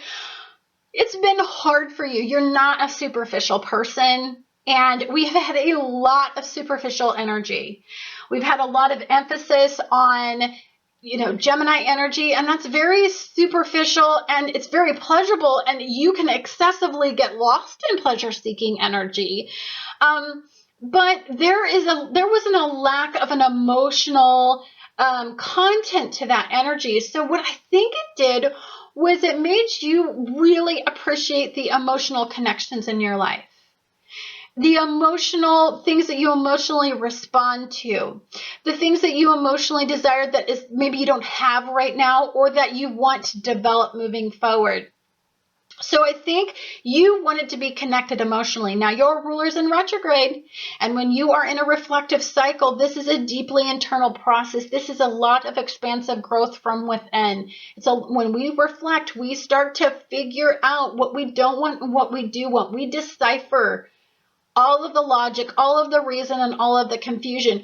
I think you're kind of blessed to have your ruler in retrograde in such a deep cycle, because I deeply believe that you kind of, with all the energy swirling and confusing everybody else, you are really kind of lost in a different zone. Like the energy is different for you. When I feel your energy, I feel it in a different way. I feel like for some of you, there's a desire to get control over something. There's a desire to gain some balance and perspective. I think you're really embracing this concept. And in the past, I think it was somewhat confusing. I think as you move forward and you kind of try to decipher, you're really trying to emotionally connect with something that makes you feel abundant. And so this reflective cycle is going to help you decipher what is the emotional component. What are you missing, or where is the lack of clarity in that particular area, or where do you got to end some sort of karmic cycle that no longer serves you? We have the energy from the first full moon and the second full moon, and all of this is directing you to go down a specific path. And this path is somewhat confusing because your ruler has been involved in a mutable T-square, and Saturn's been pounding on you to get some perspective and get some control and to do things different, and it's stretching you like Gumby and lots of areas. Now, for some of you, this can feel very overwhelming, mentally draining. This is a time of tremendous growth and expansion, lots of endings in limiting belief systems, mindsets, and emotional situations that no longer serve you moving forward. So there's this sense of suffering and loss, and there's just this sense of this revelation process is difficult. You kind of want to put your rose-colored glasses on and pretend like it's not happening, but you can't do that in this energy. So I intentionally went into the deck and drew this card. I actually retrieved it from the deck. So this is not something that I drew as part of the spread, but this one was. Oops, I'm sorry. So what I wanted you to see is that during the first mutable grand cross that your ruler was involved in, you had to have the idealism removed from your situation. You had to see this situation for truly what it deeply is. And you can't be idealistic, and you can't let the temptation of the pleasure in these situations cloud the reality anymore. Like, that's not allowed in this energy. Like, the revelation process is realism, it's a revelation process for you. What's coming forth in this is Plutonian strength, empowerment, choice, the ability to take off your shackles that you shackle yourself to. These limiting belief systems, these structures that you put in place to kind of protect you, the walls that you have around you, you get to take off those shackles, and you get to make some different choices, and you can change your outcome. And you're not a pawn. You're not just caught in this spiral of like life controls you, and you're just, habitually doing things that don't serve you. It's like in this energy, you're real. You have power and you know it. And you have to make some choices There lies the confusion. Right now it's super hard. We had a strong emphasis on Venus when Venus and the sun were conjunct in the first mutable grand cross for you. It was all about very superficial. What just makes me feel good? I just want to feel good, because it was really overwhelming at first to go through this kind of expansive energy when the energy first started out in the first full moon. And so, but now you're dialing it back. This month is about emotional responses to this very superficial outlook. So we went through, let's take a look at our external environment. Let's take a look at what pleases me. I want to just really be fed. And now it's like, I don't really like just being superficially fed. Like, I gotta feel everything. It was almost like in an emotional barren zone, like the month of May, just because so much was coming at you. I think you had to detach big time from your feelings in order to be able to stay sane. And this energy, I think it's more about, you're going to emotionally respond. This stuff can't stay suppressed forever. It bubbles up. And I think that's why we're just a little bit depleted. We're a little bit reserved. Energy doesn't feel quite as, abundant in this energy for some of you. And I believe what's super difficult about this card is we desire to move forward. In this energy, you're definitely not idealizing. You're definitely not doing that, because, it's always new and exciting and fresh when you do it, and then it just never produces any results. So you're interested in results. You're interested in the long haul in this energy. You're interested in producing a very full and just flourishing life, but you want it based on wisdom. Logic has to support some of your choices. You are definitely emotionally driven, but in this energy, it's got to make logical and rational sense for you. You understand why now, because you were pulled in 4 different directions. And logic, you were very much an emotional creature making decisions, and now you don't see the strength in doing that. You see the strength in doing in making logical and rational choices as well. And in that, between the balanced perspective of what you're emotionally drawn to from the second full moon and the first full moon, it's about logic and reason. It's abundance. It's peace. It's harmony. It's interpreting information, a broad perspective, very abundant, very lovely energy. I feel.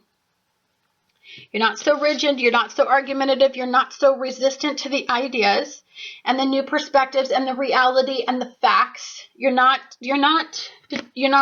avoiding in this energy. But there's some new and fresh perspectives. You're very excited. Some of you are holding some of those ideas very close to you. There's lots of energy swirling. There's lots, and you got to decipher it. There's a component to this energy where I think you've got to decipher. You've got to really figure it out. And there's a lot of fresh, new energy.